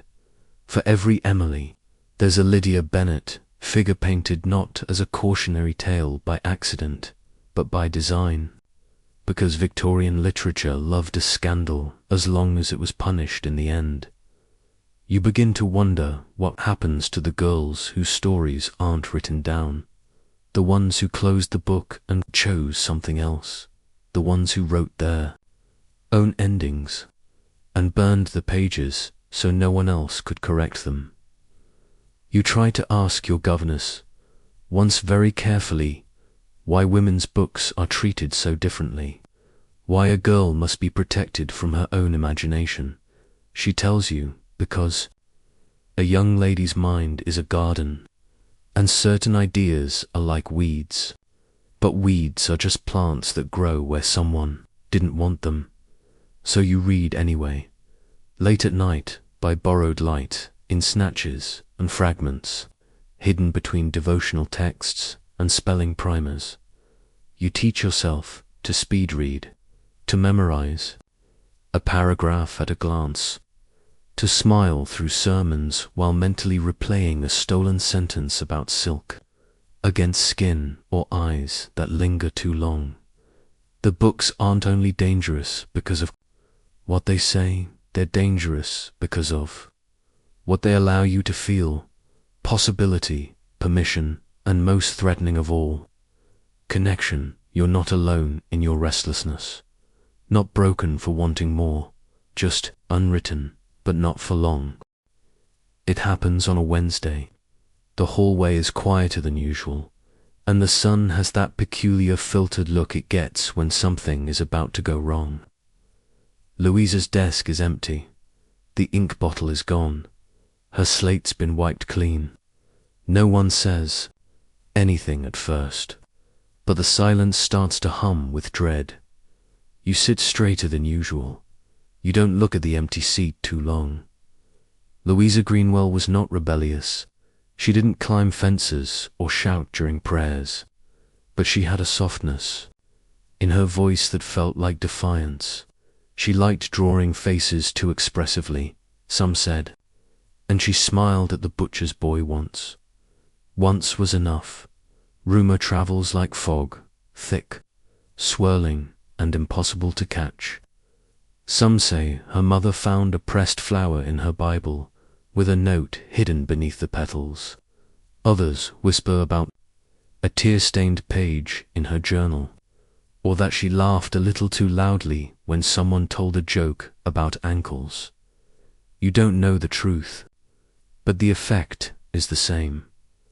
She is gone, and the teachers pretend she never existed. Her name isn't called at roll. Her embroidery frame is cleared away by lunch. No one says where she went, not even the girls who shared her dormitory. One of them swears she saw Louisa crying on the stairwell the night before. Another claims Louisa was taken to a rest house for overwrought nerves. Historians still argue whether these sudden disappearances were mostly about protecting reputations or reinforcing discipline. Maybe both. Maybe fear was the real curriculum all along. You're told this much.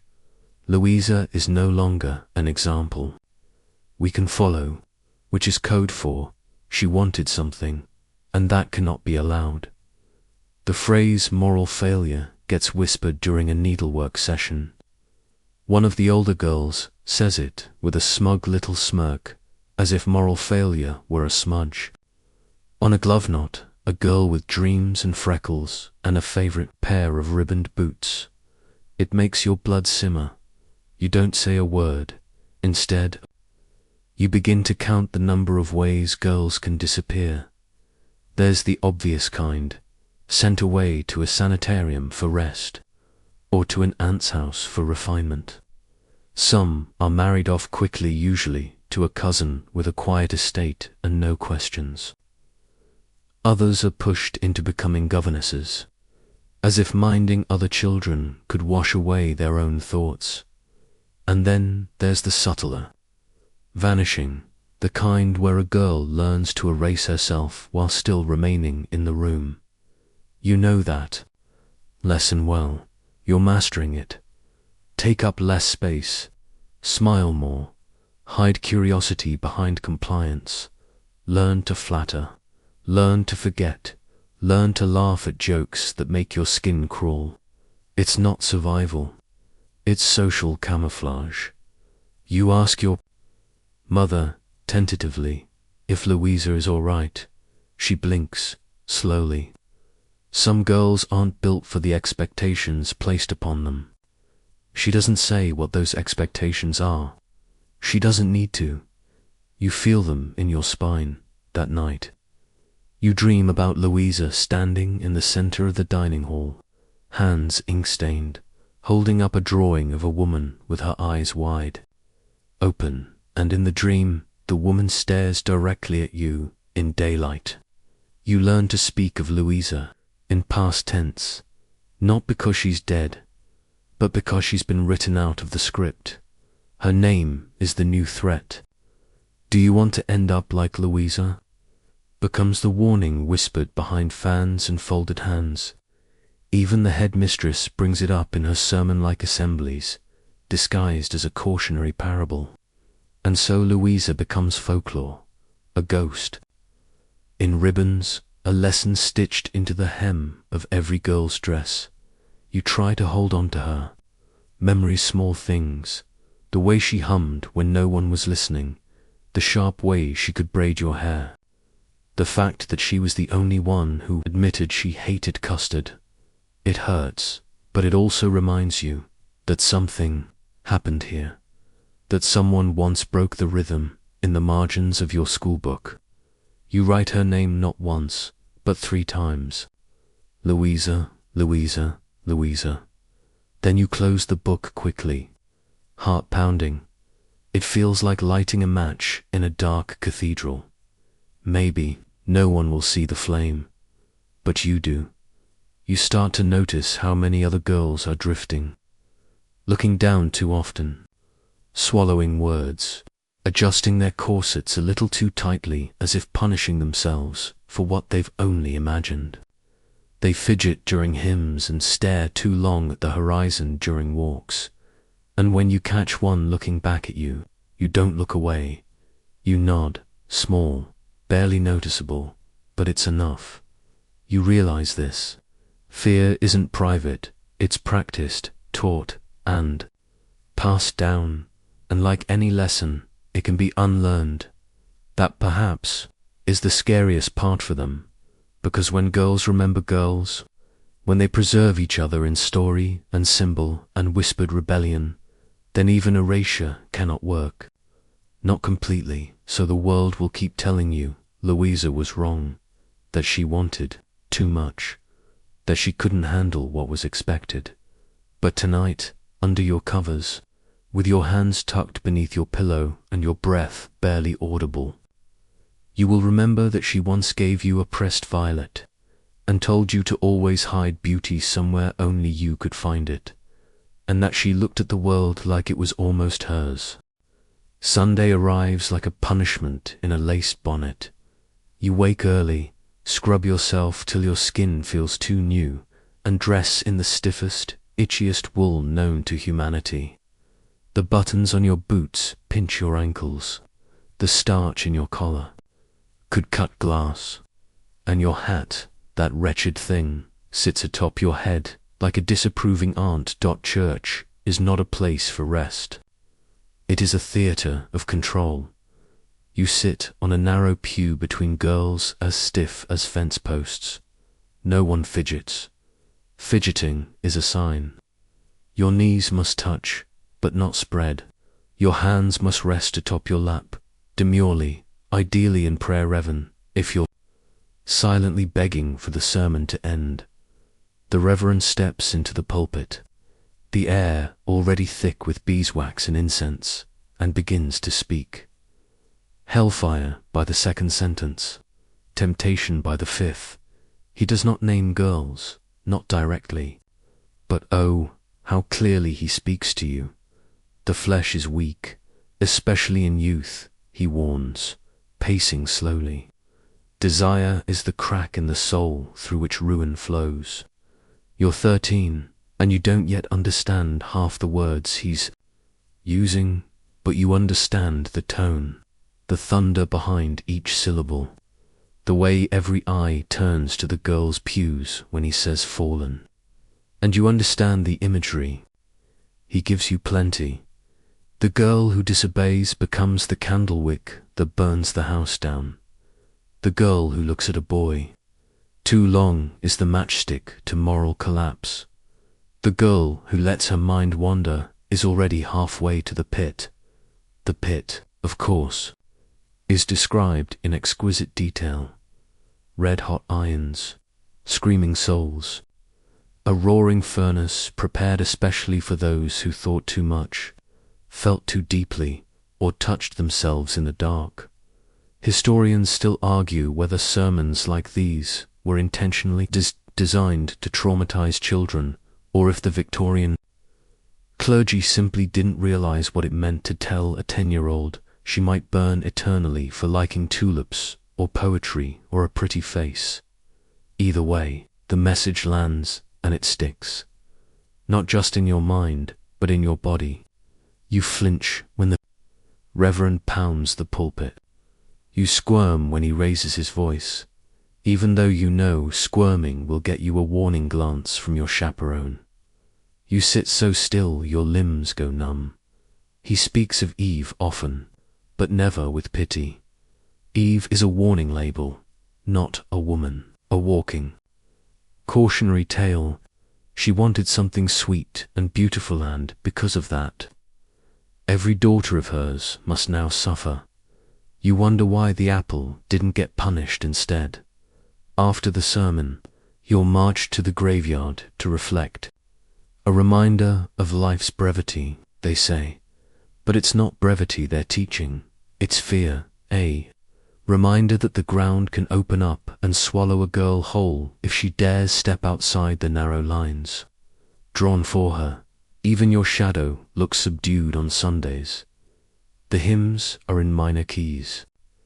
The windows are tall and narrow, like judgmental eyes. The stained glass shows angels holding swords. The pews creak like guilty floorboards. You're told this is love.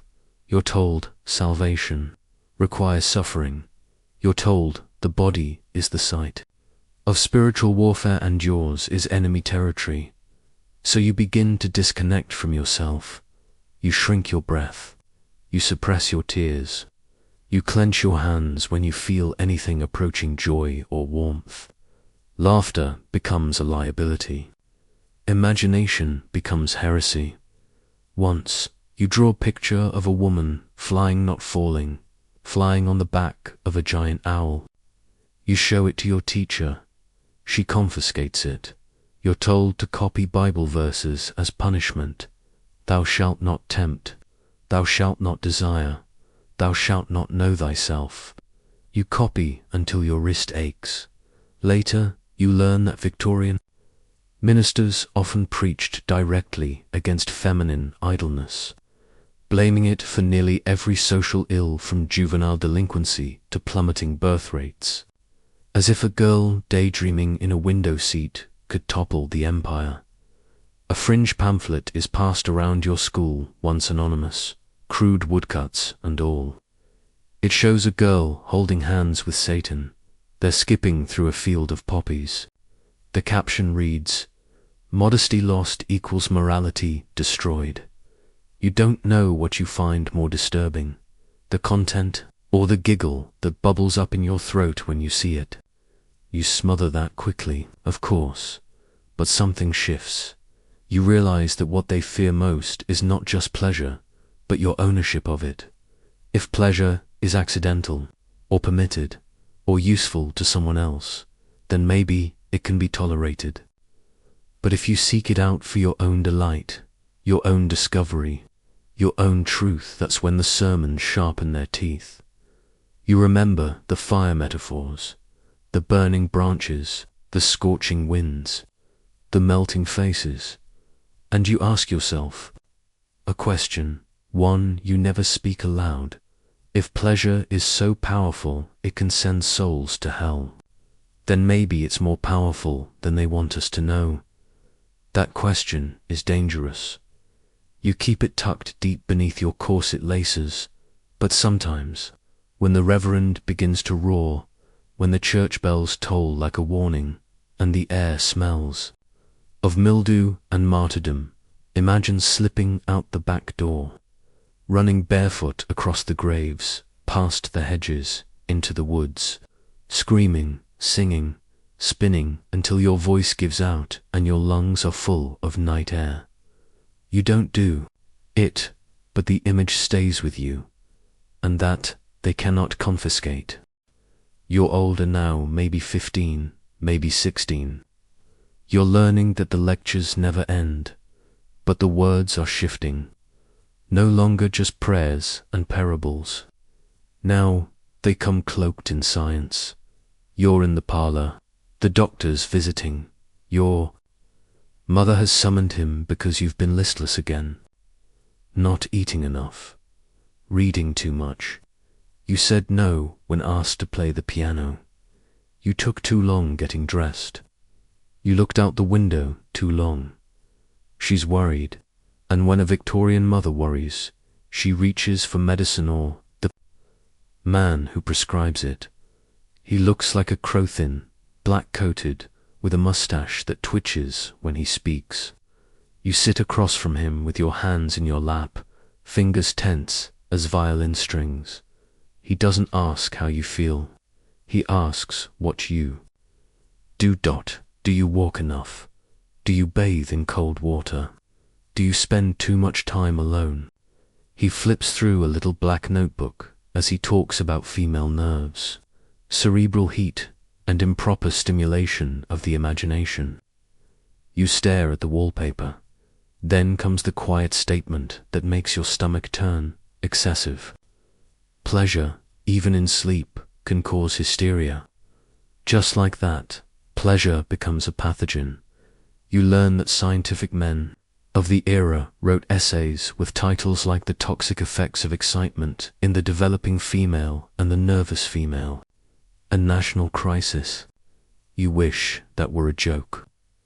You really do, and suddenly you're a crisis. Darwin gets mentioned. His beard, his beetles, his theory, but not in the way you hoped. Not as a grand adventure of shared ancestry and wonder. No, his name is used to remind you that you are less evolved, that your emotions are relics of animal impulse, that women, by virtue of their reproductive organs, are naturally more prone to irrationality. It's biology, they say. Historians still argue whether these pseudo-scientific theories were sincere attempts to understand the female body or if they were just sophisticated tools of control, tailor-made to frighten girls into stillness. Either way, the effect is the same. Silence, confusion, shame. Your mother nods at the doctor's warnings. She dabs at your forehead with lavender water. She makes you drink chalky elixirs from little blue bottles. You can feel your personality being treated like a rash, something to be soothed, subdued, silenced. You want to scream, but you say thank you, because that's what girls like you were taught. Doctors prescribe strange things now. Electric belts, escald baths, leeching even. One girl in your school fainted after being put on an anti-stimulation diet. No music, no mirrors, no fiction, no spices, no laughter. They said it would cleanse her imagination. What they meant was, she was caught touching herself. You'd like to believe that medicine means progress. But this feels like alchemy draped in Latin, a potion to turn you into something less dangerous. Once you find a folded clipping in the back of a library book, a curious little article on spontaneous orgasms in young girls. It describes the experience as a warning sign of mental collapse, a gateway to the abyss of degeneracy. You read it 3 times. Then you hide it under your mattress for weeks. Science, you learn, is a double-edged scalpel. In the hands of women, it heals and questions and explores. But in the hands of men, like the doctor with the twitching moustache, it becomes doctrine. You become specimen, diagnosis. Problem, the paradox is unbearable. You are told not to enjoy your body, yet every part of it is studied, measured, tested. Your womb is blamed for everything. Headaches, mood swings, even the way you sometimes forget where you put your gloves. One pamphlet says, the uterus wanders when not properly regulated by moral behavior. Another calls it a seat of fire. And still, they say you are the irrational one. One teacher brings a model skeleton to class. She points to the hips. Designed for duty, she says, smiling. Not for desire. You look at the other girls. No one blinks. Duty, not desire. That becomes the chant, the mantra, the medical consensus. You repeat it in your head whenever your heart dares to flutter at the sight of someone's eyes or someone's hands or someone's voice at just the right pitch. And yet, despite all the warnings and prescriptions and lectures, the feeling still creeps in on a walk home from the apothecary. A breeze brushes your neck. A boy from the tailor's shop says hello, his voice low and warm. You dream, that night, of nothing in particular, but you wake with your heart racing. You pray harder the next morning. You scrub your sheets, even though there's no stain. You tell no one, because the real disease you've come to understand is not pleasure itself, fits the fear of it. The panic that wraps around your ribs like a corset and won't let go. There's a fringe theory you once overheard from a young nurse. Girls go mad when they're forced to be less than human. She was dismissed 2 weeks later for inappropriate remarks. You wonder if she knew the truth, if she whispered it to girls behind closed doors, offering not potions or lectures, but the permission to feel, to want, to exist. You wonder what became of her. Maybe she went to Paris. Maybe she vanished into legend. Maybe she slipped through the cracks of this tight-laced world and emerged whole. And maybe, just maybe, she's waiting for girls like you to follow. You wake one morning with the unsettling feeling that your face doesn't belong to you. Not entirely. It's a strange realization. And it arrives gradually, like fog sliding in through a cracked window. You've grown used to mirrors, used to smoothing your hair, checking your gloves, tilting your chin the way your mother taught you. But lately, you notice something else, something just behind your eyes. Suspicion, not yours. There's dots society is watching, and it has started assigning roles. You are being sculpted not into a woman, but into a warning. You remember the posters, the cautionary tales of bad girls, too flirtatious, too loud, too fond of poetry, girls who stared too long at sunsets, girls who laughed at jokes meant for men, girls whose bodies moved too confidently. The images are etched into your mind. The fallen governess, the trembling shop girl, the seduced cousin who had to be sent away, all punished not for crimes, but for indulgences, for longing, for feeling too much. That's the danger now. You're not only expected to fear pleasure, you're expected to fear yourself, because Victorian society is hard at work building its favorite monster, the girl who becomes bad. It starts subtly, a glance too bold, a laugh too hearty, a refusal to say yes to the right kind of boy, and suddenly you're transformed, not in your own eyes, but in theirs. One classmate, Harriet, wore her hair slightly loose for a week. She said it made her feel like herself. Within days, she was being whispered about in the school corridor. She thinks she's French. She'll end up disgraced. Probably reads novels. You asked if she was all right. She smiled and said she liked the rumors, that they made her feel powerful. A week later, she stopped coming to class. Historians still argue whether the image of the bad girl was created out of genuine fear of social collapse or if it served as a convenient tool to keep women compliant. What's clear is this: the bad girl became a mirror, one you were meant to recoil from, one designed to show you everything you must never be. She drinks, she dances too late, she flirts too early. She knows what her body can do, and that knowledge alone makes her dangerous. She is you untethered, and so you're taught to watch for her in yourself, to scrub her out, to feel shame at your own instincts. There's an illustration in one of Your mother's etiquette books, a prim girl in white, sitting with perfect posture, eyes downcast. Beside her, a shadowy version, hair loose, smile wide, feet bare. The caption reads, "The angel and the temptress, choose daily, it haunts you. Because no matter how tightly you lace your boots, how modest your dress, how soft your voice, still catch glimpses of her in the way your breath quickens when you pass the apothecary's assistant, in the way you feel when music slows and your hips shift without permission, in the dreams that leave you flushed and aching. Even though you've prayed and punished and promised to be good, you are her and you are terrified.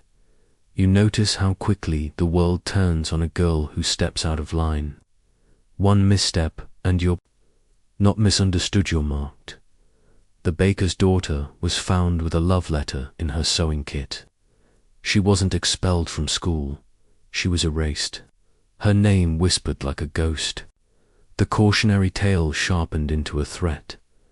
You think about her as you fold napkins into forgettable shapes, as you sew hems that don't need mending, as you pretend your thoughts are blank and your skin doesn't feel electric under your blouse. Your father reads the paper at breakfast and sighs. Too many women becoming actresses these days, he mutters. It's not art, it's exhibitionism. You nod and sip your tea, but you think of the stage, the velvet curtains, the spotlight, a place where a girl could say things no one's allowed to say in real life, fanned, be applauded for it. Your thoughts drift too far. You bite your tongue. The invention of the bad girl didn't just give society a villain. It gave them control. If every desire you feel might be the start of your fall, you begin to monitor yourself, police yourself, punish yourself before anyone else gets the chance. You become your own warden, and worst of all, you start to believe. ITTHAT's the trick, the masterpiece of the era, to get you to absorb the warnings so deeply. They become indistinguishable from your own thoughts. You blush when you want something. You flinch when you smile too widely. You swallow the word no when it starts forming in your throat. Because a bad girl says no, and good girls, well, they know better than to want. Still, you can't help but wonder, what if the bad girl isn't the villain? What if she's the test subject? The prototype, the one who said, this isn't enough, and dared to imagine something more. You dream of her again one night. She's in your mirror, brushing your hair. She looks like you, only taller somehow, straighter, freer. She winks and walks away, and you feel your heart follow. The next morning, you smile at yourself in the mirror, just a little too long, and it feels like defiance. You're sick, and you don't know why. Nothing dramatic, just a persistent heaviness in your limbs, a strange dryness in your mouth, and a restlessness that no walk in the garden seems to fix. You tell your mother, quietly, that you feel unsettled. She frowns. She doesn't ask what you mean. She doesn't want to know. Instead, she sends for a doctor. He arrives with a stiff moustache, a stiffer manner, and a black bag filled with polished instruments and small glass vials. You sit straight, hands folded, eyes averted, but your pulse hammers like a drum. He asks you where it hurts. You pause too long. That's mistake number one. He opens your mouth with a metal spatula. He checks your eyes, your breathing, your tongue. He taps your knees and asks if you've been reading too much. When your mother isn't looking, he leans forward and says, "You're at that age, aren't you?" You flinch. He doesn't need an answer, because in Victorian England, a girl doesn't need to describe her pain. She is the diagnosis. You're a collection of symptoms society already expects: paleness, nerves, fainting spells, unusual silences. He declares you are suffering from overstimulation of the reproductive system. You're 12. Cue the prescriptions. Not medicine, not really remedies. Tools, devices, products designed to keep your body in line. One is a tonic, bitter and syrupy, meant to calm the female temperament. Another is a strange-looking belt, thick, leather-strapped, and terrifying. It's called a chastity device, and it's not a myth. Some versions, like the American-made Dr. Moody's appliance, were marketed to Victorian parents, convinced their daughters were being corrupted by their own hands. Historians still debate how common these devices really were. Some believe they were rare, sold more for fear than actual use. Others argue that thousands of girls, silently and obediently, wore them under long skirts and said nothing. Because what would you say? That it pinched, that it made it hard to sleep, that it left bruises. Pleasure has already been painted as poison. You're simply being treated. Your mother gives you another pamphlet to read. It's filled with illustrations of proper feminine hygiene, including douches sold under names like Lydia E. Pinkham's Compound and Sanford's Radical Cure. These aren't just cleansers, they're disinfectants for desire. You think about the irony. Every woman you know is being trained to fear touch, yet the marketplace is overflowing with products meant to regulate their most intimate spaces. Doctors warn of congestion of the uterus, wandering womb, and most absurdly spontaneous sensuality, as if your body might betray you without your permission. You start to wonder if it already has. In one of your books, you read a story about a girl who was saved by her doctor. He applied a curative massage once a week. It was only later that you realize the procedure was what modern medicine now calls a manual pelvic treatment. At the time, this was not only accepted, it was institutionalized. Your body isn't a temple or even a prison. It's a project, and every man with a certificate believes it's his to fix. Even the tonics are laced with opium. Others with alcohol aren't meant to heal. They're meant to numb. You take one before bed and find yourself staring at the ceiling, unsure if you're floating or sinking. You imagine the bad girl still brushing her, hair smirking at your drugged compliance. You try not to think about her. Try to think instead of lavender, sachets, neat drawers, and Sunday hymns. But your dreams don't cooperate. One night you're standing in a greenhouse. Steam curls around you, and everything smells like jasmine.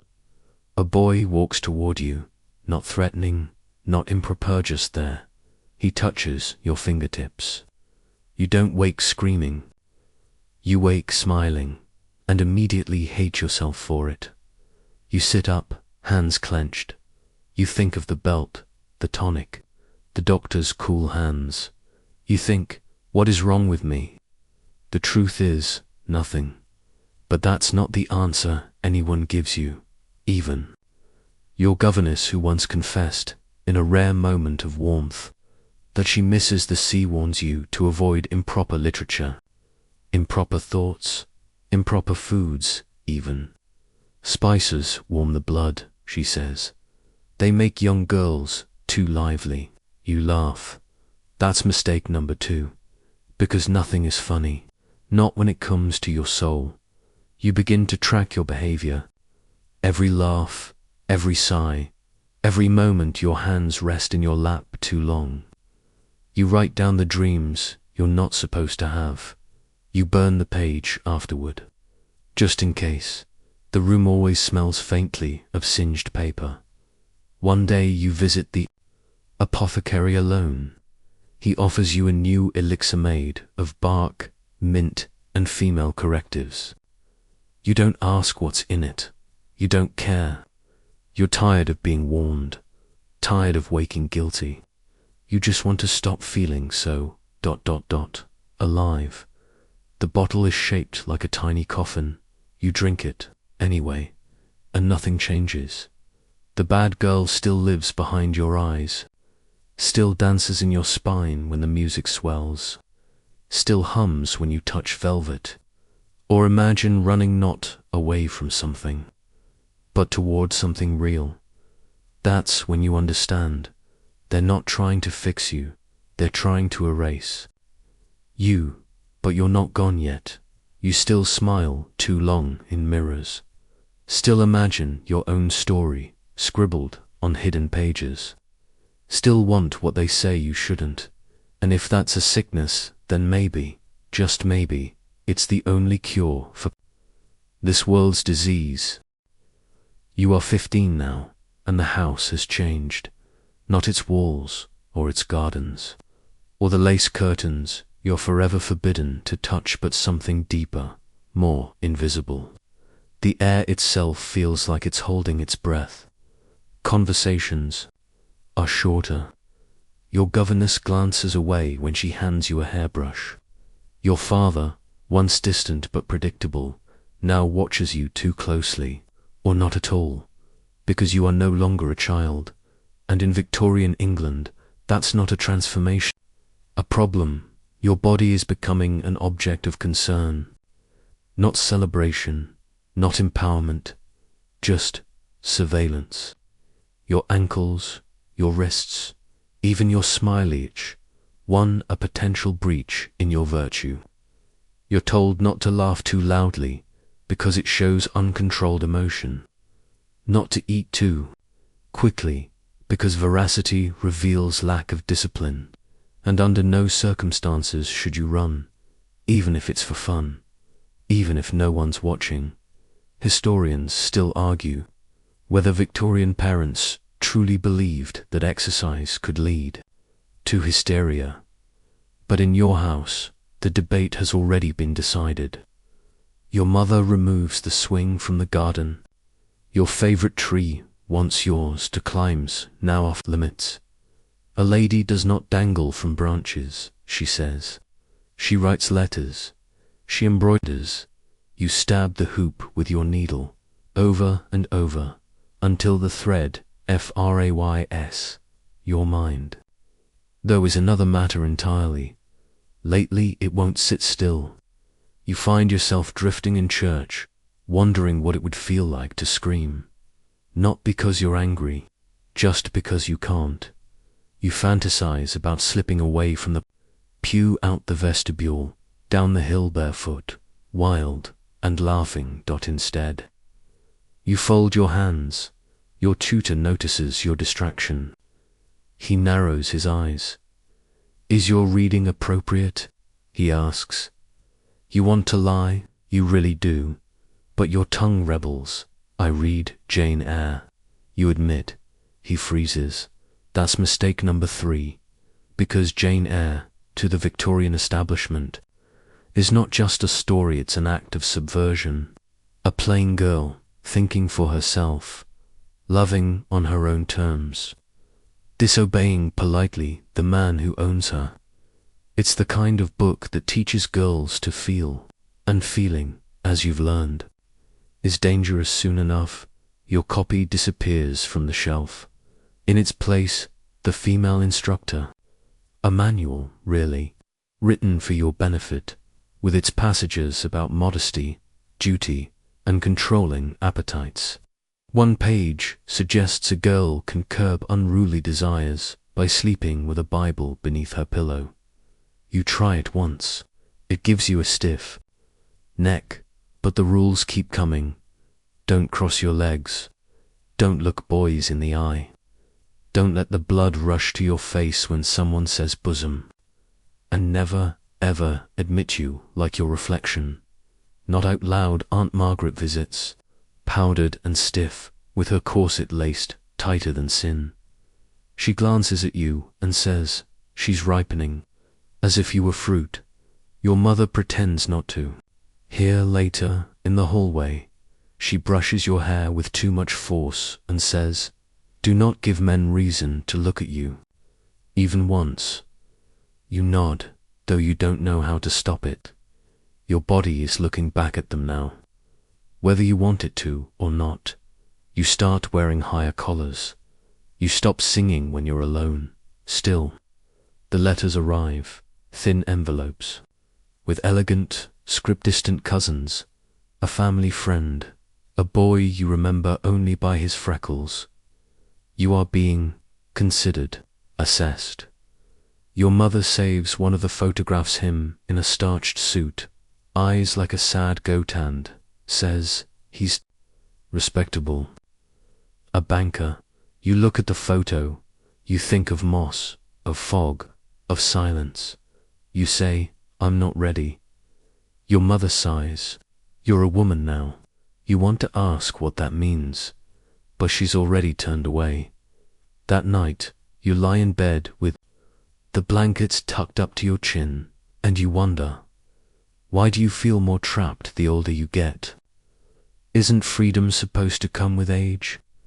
Apparently not if you're a Victorian girl. Apparently not if your mind still dares to wander, because when it does, it ends up in strange places. You imagine a carriage at night. Your skirts are gathered. In your fists, there's no chaperone. You don't know where you're going. Only that it's away. Not toward a man, not toward scandal, but toward yourself. In that version of the story, no one punishes you for wanting something more than lace gloves and perfect posture. Of course, you wake up to a maid telling you, "It's time for elocution." It's always time for elocution. You sit with marbles in your mouth to practice clarity, just like your cousin. She once bit her tongue so hard it bled. She was praised for it. The mark of discipline, her mother said. Meanwhile, you start to keep a hidden notebook. In it, you write down the thoughts you can't say aloud. Not wild ones, not wicked ones, just true ones. About how your body buzzes sometimes, even when you're doing nothing. About the way your spine stiffens when the piano swells. About how a look, just one, can make you blush without meaning to. You write, "If pleasure is a sin, why was I made to feel it at all?" You underline that sentence twice. Then you hide the book beneath your mattress, just in case. Because you're old enough now to understand the game. The more you try to be good, the more you're punished for the parts of you that aren't, not broken, just inconvenient, just human. The Victorians may preach virtue, but they fear the flame that flickers inside you. They call it hysteria, temptation, weakness. You call it your heartbeat, and it's getting louder. The day you get your first corset is not a celebration. It arrives in a slim, tissue-wrapped box with satin, ribbons, soft things, meant to soothe what is, in every way, a hard truth. You're 16 now, and the soft curve of your belly, the slight tilt of your hips, the blooming fullness of your chest, none of it belongs to you anymore. Not really, you're to be fitted. That's the word your mother uses. Like you're a window or a glove or a mistake in need of correcting. The corset maker smells like peppermints and starch. She measures you with a tape, clucks her tongue at your natural waist, and says, "We'll shape that down in no time." The way a gardener might speak of pruning something unruly. A vine, maybe, or a wild girl. You're told to lift your arms as the stays go on, then to lower them, then to breathe, but not too deeply, because now breath is rationed, movement curtailed. You are learning, quite literally, to shrink. Good girls don't squirm, your mother says. Watching, you do not squirm, but later, alone in your bedroom, you press your hands against your ribs and wonder if your body remembers how to expand. Historians still argue whether tight lacing was as widespread as fashion plates suggest, or whether it was mostly a middle-class performance. But in your home, it is gospel. Corsets mean control. They mean virtue. They mean you've crossed a line out of girlhood and into something far more delicate and far more dangerous. You're not just becoming a woman, you're becoming a symbol, and symbols aren't supposed to complain. Still, the pain arrives in waves, not sharp, but constant. A squeezing that dulls your thoughts, that makes it hard to laugh, or twist, or even sigh without restraint. Your walk changes, your speech, too. You develop a new relationship with stillness, not because it feels natural, but because stillness hurts less. There are rules, of course.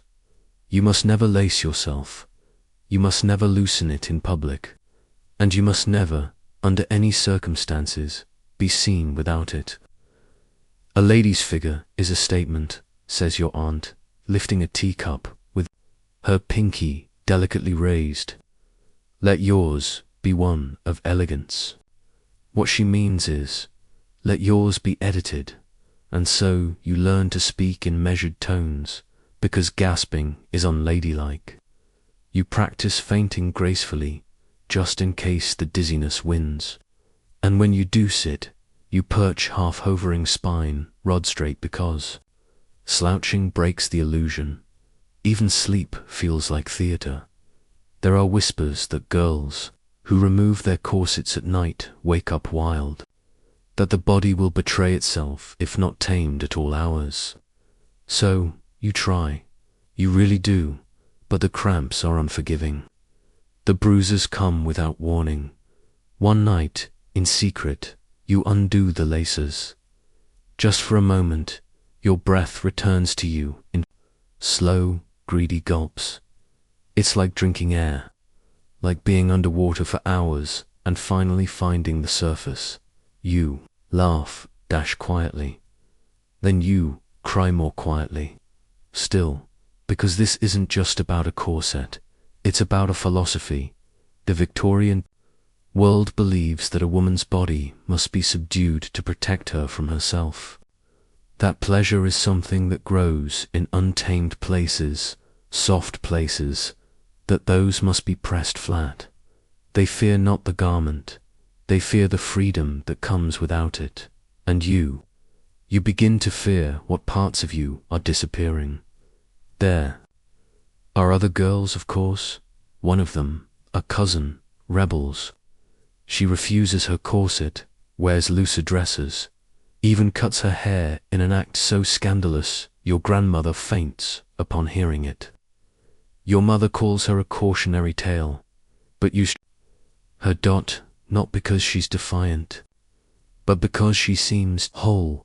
You feel like lace stretched over scaffolding, pretty, fragile, not built to last. At Sunday dinner, your father compliments your posture. You smile, inside your lungs throb. You're told that corsets teach dignity, discipline, feminine grace, that no man wants a slouch, that soft midsections lead to soft morals. You try to believe it, but your mind keeps returning to that moment, just you, and the loosened stays, and the breath that felt earned. You add it to your notebook. Today, I removed the corset. I remembered how it feels to exist. A dangerous sentence. One.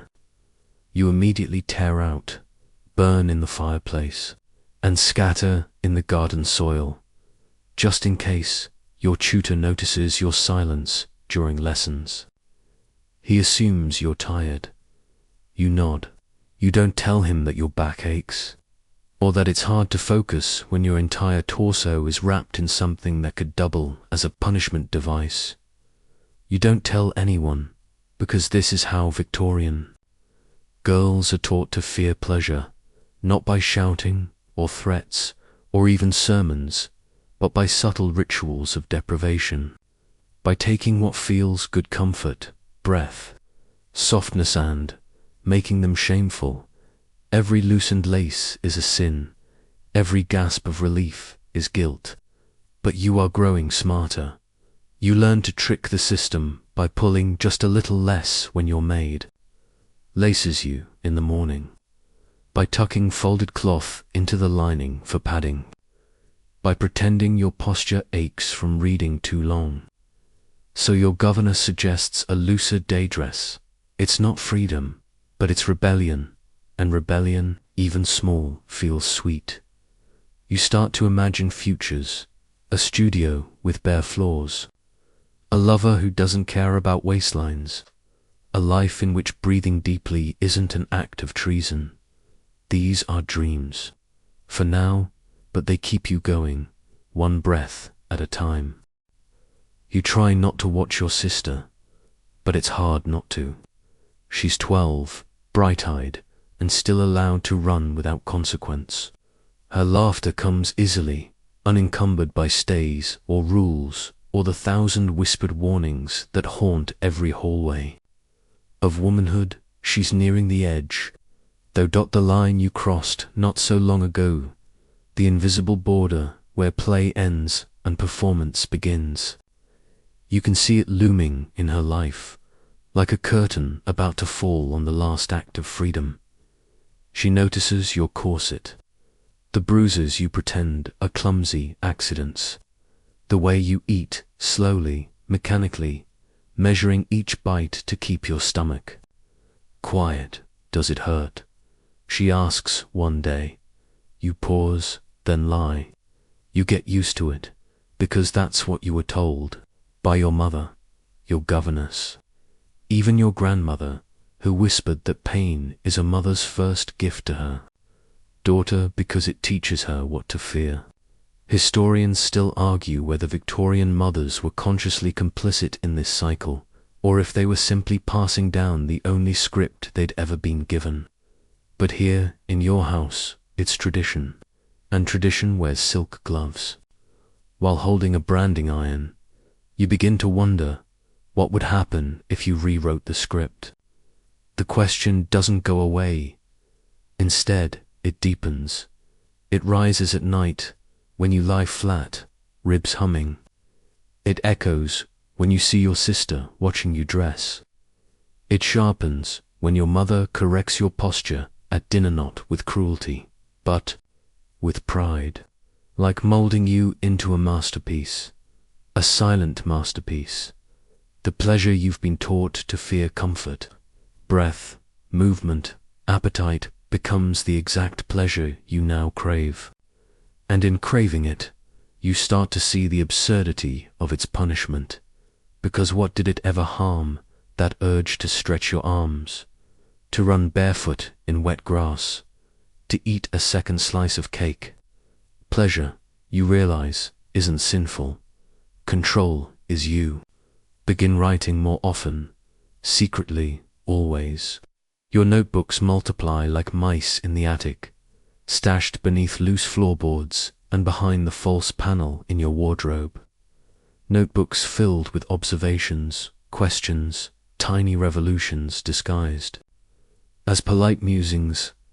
Today I wore the looser petticoat. My ribs ached less. I smiled once without needing to stop. Does that count as defiance? One page is devoted to corsets, not a list of grievances, but a detailed account of how they function, what materials are used, how the boning bends after time, the difference between a hand-laced fit and one done in haste. There's a thrill in understanding the enemy, and then, in your mind, the enemy becomes a metaphor. The corset is not just an object, it's a worldview, rigid, pretty, meant to keep everything in its right place, no matter the pain underneath at the next fitting. You flinch when the seamstress pulls too tight. She scolds you softly, not unkindly. Still getting used to it, dear. You nod, but your silence is seething. You're not getting used to anything anymore. You're beginning to notice, and noticing is power. One evening, you sneak into the sitting room alone. The gaslights are dim. Your parents are at the opera. You find your mother's copy of The Queen, the fashion journal filled with sketches of ideal waistlines, advertisements for patent corsets, testimonials from socialites who swear they feel divinely bound. You flip through the pages slowly, then you find a tan illustration of a girl with a 13-inch waist, drawn like an hourglass with no sand inside. The caption reads, "The perfect silhouette for an evening in society." You stare at it for a long time, then, without thinking, you fold the page in half, crease it, and slide it into your pocket. Later, you burn it, not out of rage, but ceremony, like you're shedding skin. Your dreams shift. Where once you imagined balls and marriage proposals, you now see smoky rooms filled with books, women in trousers, a beach where no one cares about corset lines, only about how loud they can laugh before sundown. Is that pleasure? If so, you want it, desperately. Your sister asks again, this time more curious than afraid. Does it really make you prettier? You study her face. She's still unshaped, still free. It makes you look the way people expect, but not how you feel. No, she thinks for a moment. I don't think I want one. You nod, hold on to that, because you remember. You remember when you didn't want one either, when you were like hurt too fast, too loud, too real, before you were convinced to trade comfort for approval. And maybe approval still calls to you. Maybe it always will. But now there's a second voice in the room, quiet but clear. It says, you don't have to be their idea of beautiful. You just have to be. One afternoon, you remove the corset entirely. No trick, no halfway loosen. You slip it off, fold it, and place it back in the drawer like a relic. You walk down the hallway. The air touches your back. You laugh, not quietly this time. It feels like being alive, like really alive. You eat dinner that night in a looser gown. Your mother says nothing, though her eyes scan your waist more than once. But you sit tall anyway. Because this posture isn't from shame, it's from pride. A kind of pleasure, even. You wonder what the world might look like if more girls did this, if more mothers allowed it, if pleasure wasn't a crime, but a compass. And as the night settles, you light a single candle, open your notebook, and write, "Today I let my body speak." It said, "Thank you." You don't wear the corset the next day, or the one after that. The house doesn't collapse. The sky doesn't darken. Your mother doesn't faint, though her lips tighten like a drawstring pouch. And still, you breathe. You begin to notice that some things feel different when you breathe fully. Music, for instance. The way the piano vibrates under your fingers now that your ribs aren't caged. The melody isn't just notes, it's movement. It's feeling. It's yours. Your sister hears it and dances barefoot through the parlor, and you laugh again. But small rebellions in large houses have long shadows. You know that. Every whispered skirt, every glance at your plate, every creak of the stair, someone is always watching. Even when they smile, they're watching because you're deviating, and deviation in Victorian households is rarely forgiven.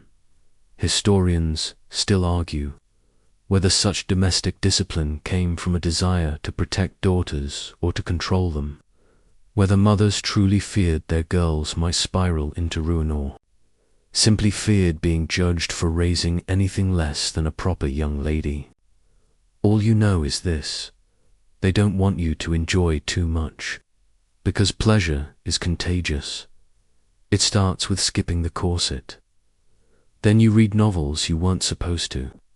The scandalous ones, hidden in the back of the library shelf, with heroines who kiss without permission and men who fall for mines.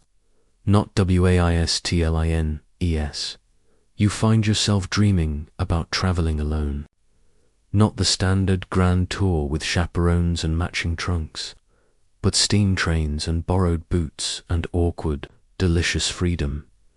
Your tutor catches you doodling in the margin of your Latin home, work sketches of a woman holding a map, one foot on a suitcase. He raises an eyebrow, but says nothing, because even he sees it. Something in you is shifting. You eat bread with butter both. You walk too far for a girl. You talk too long when guests are over. You stop pretending you don't know the answer in conversations about politics or art. And slowly, the walls begin to murmur. The house doesn't scream yet, but it senses the change, like a draft under the door. At dinner, your aunt, a well-married widow with opinions preserved in aspic, smiles across the table and says, "You're looking fuller in the face, dear. Quite healthy." You thank her and mean it.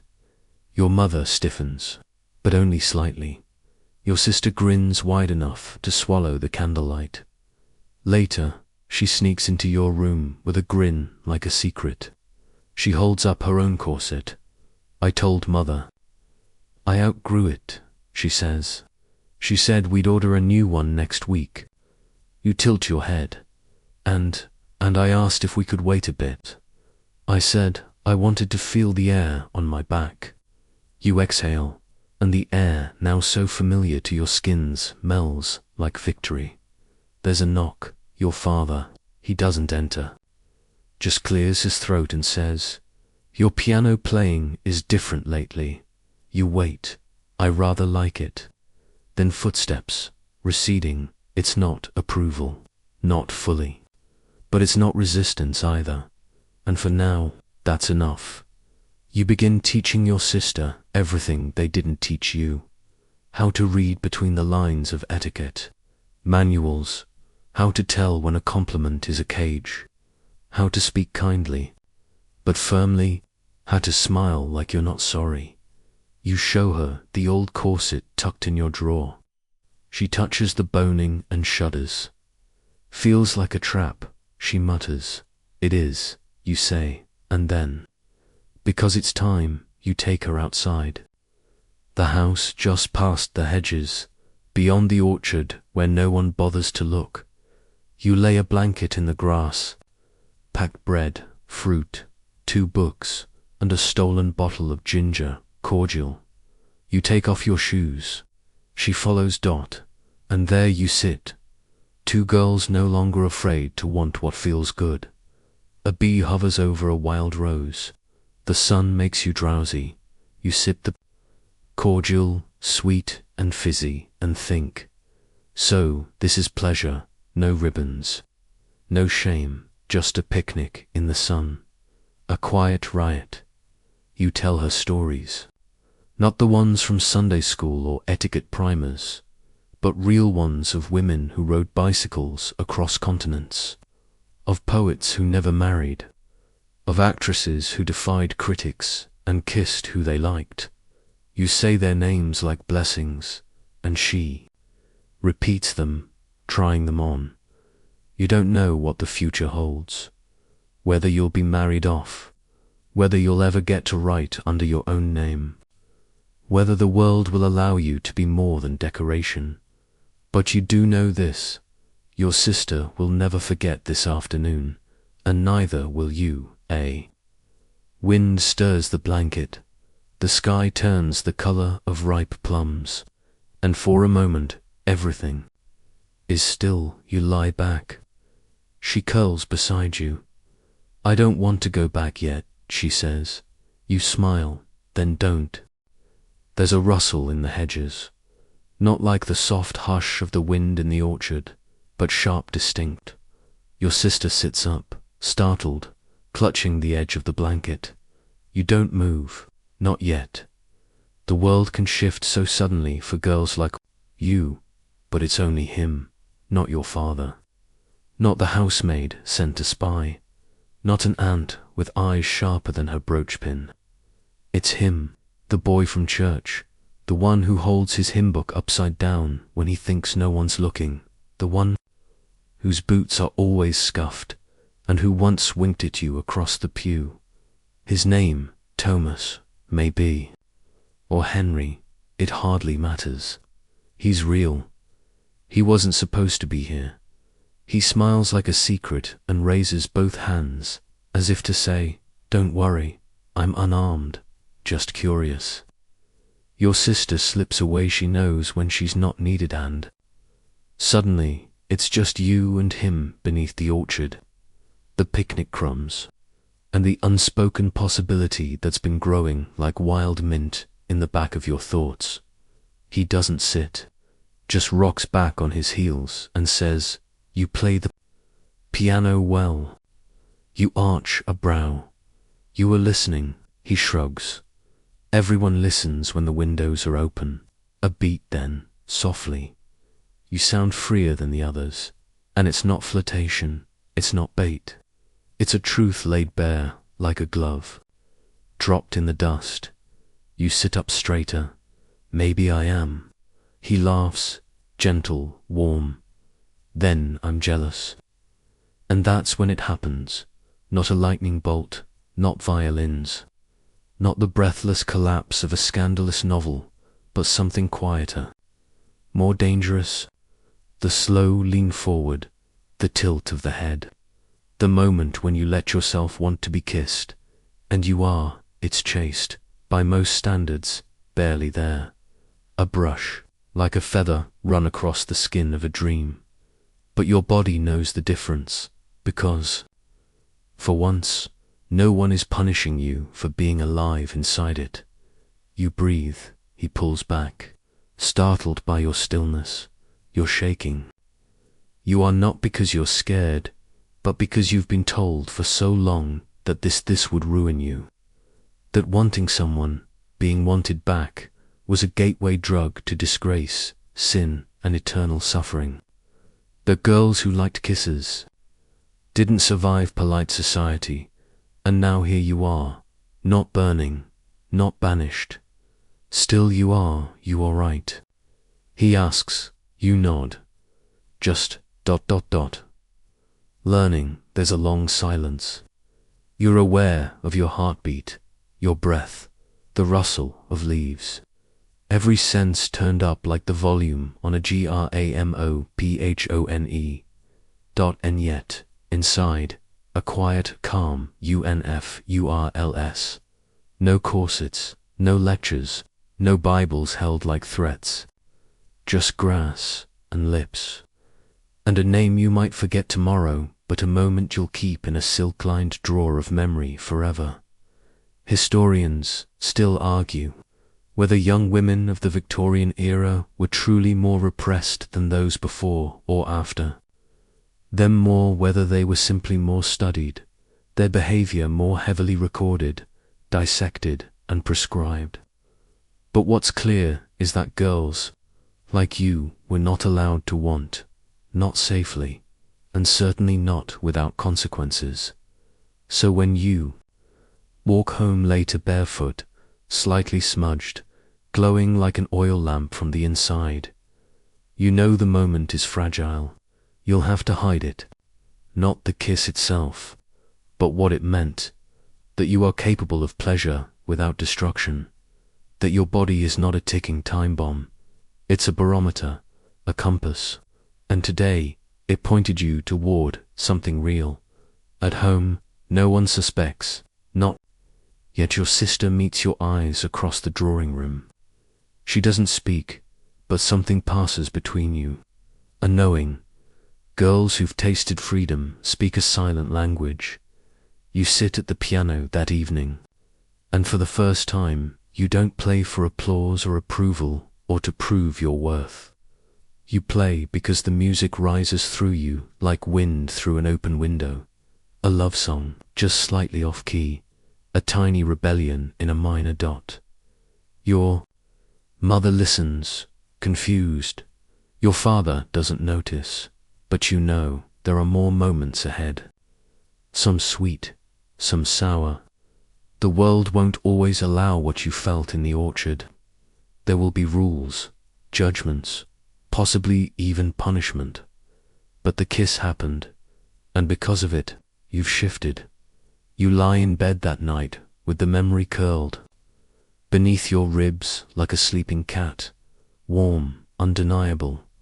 It wasn't love, not quite, but it was something dangerous and soft and delicious. And no, one not your mother, not the vicar, not even the voice in your head trained to whisper shame can take it from you now. You smile in the dark. You, who were taught to fear pleasure, have kissed it and survived. You try to listen, really, you do. He speaks slowly, almost affectionately, as if he's delivering news about your favorite childhood horse, sweet-natured, nearing the end of its days, but loved all the same. His hands are clean, his collar is stiff, he smells faintly of tobacco and dry paper. You don't know this man, and yet you're expected to say yes to a lifetime. Your mother sits next to you on the brocade settee, porcelain smile in place, eyes flicking between him and you like a conductor waiting for the next cue. She's arranged the tea tray with surgical precision, your best china, thin cucumber slices on stale bread, sugar cubes neatly stacked like tombstones. He's explaining his estate, how many sheep, how many orchards, how many staff there is. A pond, you learn, and a summer house you'll simply adore. You wonder if it has a lock. You're 17, he is 40-3.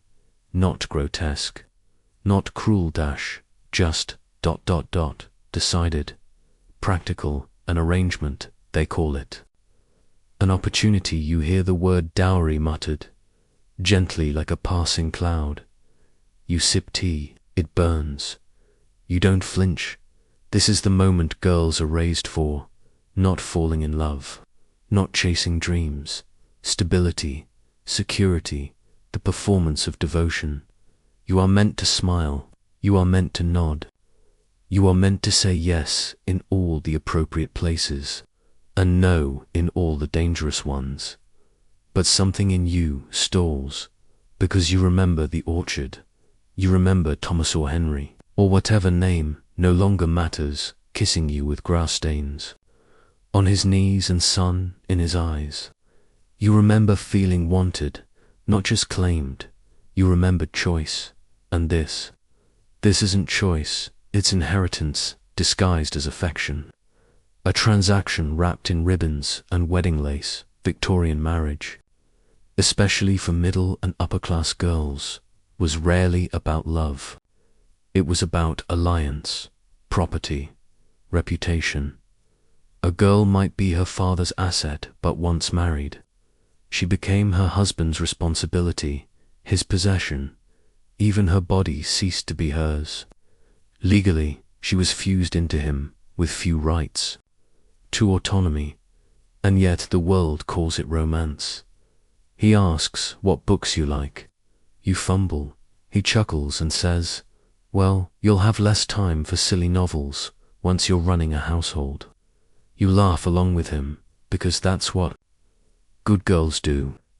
You tuck your thoughts into quiet drawers. You excuse yourself. Upstairs, you clutch the edge of your vanity and stare into the mirror. Who is that? Not the dreamy child who once imagined stowing away on a ship to Naples. Not the girl who snuck lemons from the kitchen and read novels under her quilt by candlelight. This version of you wears the right expression, says the right things, fits the mold. But inside, there's a noise, like cracked ice shifting. Historians still debate whether Victorian girls fully understood the implications of their marriages, or whether they entered the arrangement under social hypnosis. But countless diaries, letters, and unsent notes suggest that many knew exactly what they were sacrificing, and feared it deeply. Downstairs, He is discussing dates with your father. Autumn, perhaps. Your mother prefers September weddings, symbolic of ripeness. Harvest, the tidy end of youth. You've always hated the way dead leaves look when they fall. Your sister knocks softly. He's leaving. Come say goodbye. You descend. You shake his hand. He squeezes gently, warmly. His touch is practiced, harmless. But you pull away too. Soon, and the corner of his mouth twitches just a little. Later. Your mother corners you at the sewing table. He's a very kind man. Yes, he'll give you a good life. Yes, better than you could expect otherwise. You don't answer. Because you're thinking of the girls you don't talk about. The ones who didn't marry. The ones who ran. The ones who took teaching posts in foreign countries or became governesses and vanished into the margins of family history. The ones who lived in scandal or spinsterhood or worse independence. They weren't perfect, but they weren't purchased. You finish your needlework, pricking your finger once and watching the blood bead on the fabric like a flower. That night you draft a letter to him, a thank you, polite, accepting. You fold it, seal it.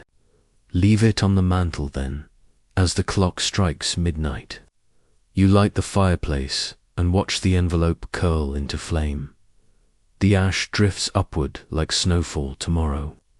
You'll say you reconsidered, that you prayed on it, that you need more time, that your nerves aren't right, that you're unwell.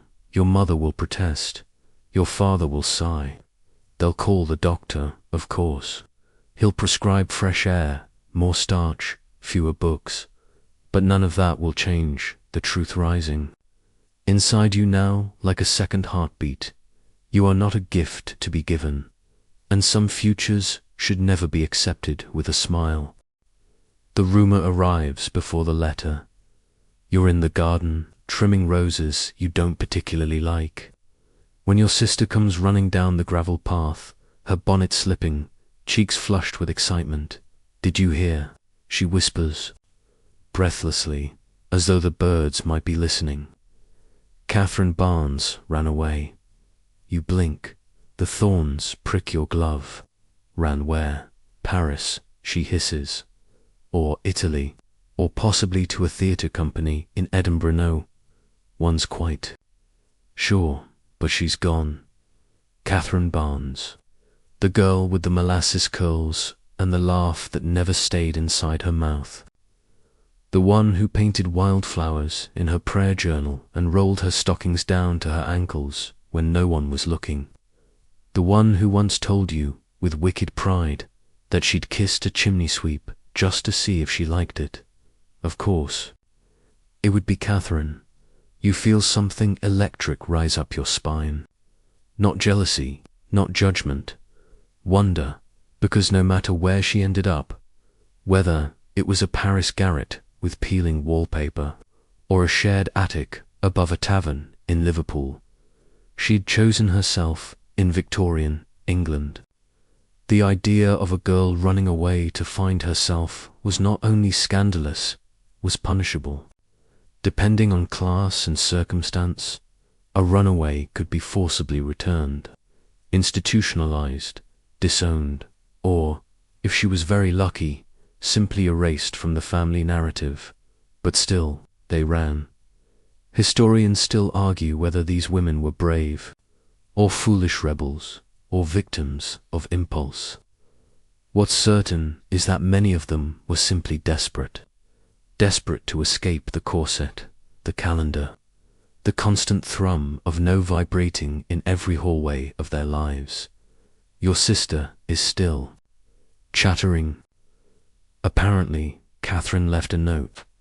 It said only, "I refuse to rot." You exhale. At dinner that night, your father makes a sour comment about girls with no breeding. Your mother frowns over her soup and says, she'll regret it. Number. Proper man will have her now. You don't answer. You stir your peas. But when your fork lifts to your mouth, you taste salt not from the food, but from the fact that you're smiling behind the rim of your glass. A few days later, another story reaches you. This one more tragic, yet oddly inspiring. Mary Louise Harding. She was sent to a reformatory 2 years ago for behavioral correction. You'd heard whispers, mostly from the older girls, about what happened in those places. Cold baths, silence, drills, prayers on your knees for hours until they swelled like bruised fruit. Mary escaped. They say she disguised herself as a maid and walked for 2 days across moor and mud. She now lives in a coastal town, working in a bakery. She changed her name, bakes sea salt buns in the mornings, and reads cheap novels by gaslight at night. You imagine her sitting there, flower on her sleeves, heart still beating like it belongs to her. And it's not just Mary. You begin to collect them like secret treasures. Stories of girls who disappeared from the edges of the school register, the back pews of church, the far corners of drawing rooms. Some went to America, some to France, some no farther than the next town over, but each, in her own way, crossed the border between what was expected and what was possible. You start keeping a notebook, not a diary that could be found, burned, scolded. No, this is a ledger, a catalogue of vanishing acts. You sketch their faces from memory, record the dates they left, invent cities they might have seen. Lisbon, Prague, Bombay, sometimes late. At night, you write letters to them, not to send, of course, just to feel the echo. Dear Catherine, is the Seine really silver in the morning? Mary, do you smell like cinnamon now? One evening, as you slip the ledger beneath your mattress, you wonder aloud, would they write back? Your room remains still, but somehow you feel less alone. You begin to walk differently, not because anything has changed, but because you have. Because now you know there's a map tucked in the margins of every rule book. And though the world still insists you obey, some part of you is already halfway out the window. Quirky tidbit. There were Victorian travel guides for women that listed which European cities were morally hazardous for young ladies. Paris, of course, topped the list, but so did Brussels, Vienna, and Florence. Ironically, these books became underground. Roadmaps for girls looking to slip away. You keep your version folded beneath your stockings. You start asking questions in code, like, is there a train that stops in Dover? Or, have you ever seen a peach tree outside England? You pretend it's idle talk, but your eyes are already searching for cracks in the wall. You begin saving, quietly, birthday coins, forgotten, pennies, a brooch you once thought was precious, but now just feels heavy. Your mother praises your newfound obedience. You nod sweetly, and think about the girl in the bakery, whistling over dough. No one else knows, but you're planning something. Not soon, not yet. But someday you won't rot. Not like they planned. The mirror lies to you, not because of the glass, but because of everything else. The ribbons, the posture, the smiles stretched into polite obedience.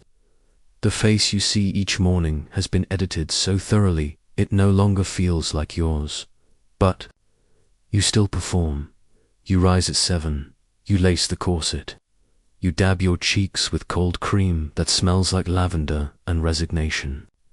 You greet the house with the right amount of sunshine in your voice. You say thank you even when the compliments feel like shackles. And you never ever ask for more than what's given, because you've learned how dangerous it is to want. Pleasure, you were taught, is something that happens to women, never something they seek. If it comes, it must be wrapped in marriage, dimly lit and sanctioned by scripture or science. Even laughter, too loud, earns you side glances and soft rebukes, so you've become an actress in your own life. You nod at the suitor your family prefers. You smile at his mother's remarks. You agree when he says things like modesty is the finest virtue in a wife. You pretend not to notice that his gaze lingers too long on the maid, or that he once said women shouldn't read novels past the age of 15, because the world has taught you that agreement is survival. But in the quiet when everyone else is gone and the house sighs into stillness, you sometimes dare to let your real thoughts stretch their legs. Thoughts like, what if I don't marry? Or what if I kissed a girl? Or what if I took the money and just ran? And then you laugh, a soft, shaking laugh that barely makes a sound, because you know the truth. The performance has become real. The ribbons are no longer just fabric. They are expectations knotted tight, pulled by 1,000 unseen hands.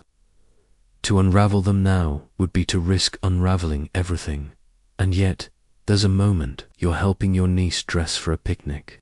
She's 5, wild-haired, and keeps tugging at the lace gloves you've insisted she wear. These are itchy, she declares. They feel wrong. You tell her to hush. That girls must look nice, but her words echo. They feel wrong.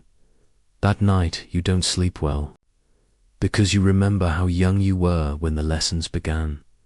When someone first told you not to laugh with your mouth open, not to play with boys, not to touch yourself, not to touch anyone, not to dance too freely, breathe too deeply, desire too fiercely. You remember the first time someone said, "Good girls don't," and how, even then, it didn't feel quite right. Historians still argue whether Victorian women believed the rules they lived by, or whether they simply followed them because the cost of resistance was too high. But in quiet letters, censored, diaries, and the spaces between the lines of polite memoirs, you see hints of rebellion flickering like candlelight dot. And here you are now, a woman in a respectable home with respectable manners, and an ache in your chest that no amount of needlepoint can cure. One day, you catch your reflection unexpectedly in a puddle, in a glass door, in the eyes of a stranger, and you realize that somewhere along the way, you stopped pretending.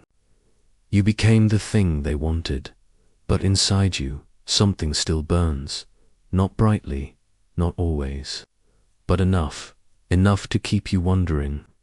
Enough to keep the door in your mind slightly ajar. You've learned to smile through it. You've perfected the performance. But in the stillness of the night when no one watches and no one listens, you whisper your truest name into the dark, and it answers, not with thunder, not with fire, but with a single soft word. Remember. And so you lie there, the covers pulled up just past your chin, your breath slowing in time with the hush of the room. The flicker of candlelight has given way to shadow now, the kind that smooths sharp corners and softens even the hardest thoughts. You think of all the girls before you, silent in corsets, sweet in silence, sharp behind their eyes. You think of the ones who smiled through it, and the ones who didn't, the ones who vanished, the ones who stayed, and the ones who dreamed of doors. You trace the memory of their names with your thoughts, Catherine, Mary, maybe even your own, and for a moment you allow yourself to believe in the possibility of something gentler, a world where pleasure is not a punishment, where a girl can laugh without correction, walk without consequence, and want without shame. That world might not be here yet, but you carry the map to it now, so let the night cradle you. Let the dreams come soft and strange. Let your breath ease like wind across a field. No rules here, no watchers, no whispers but your own. You made it through the lesson, and maybe you won't forget the way out.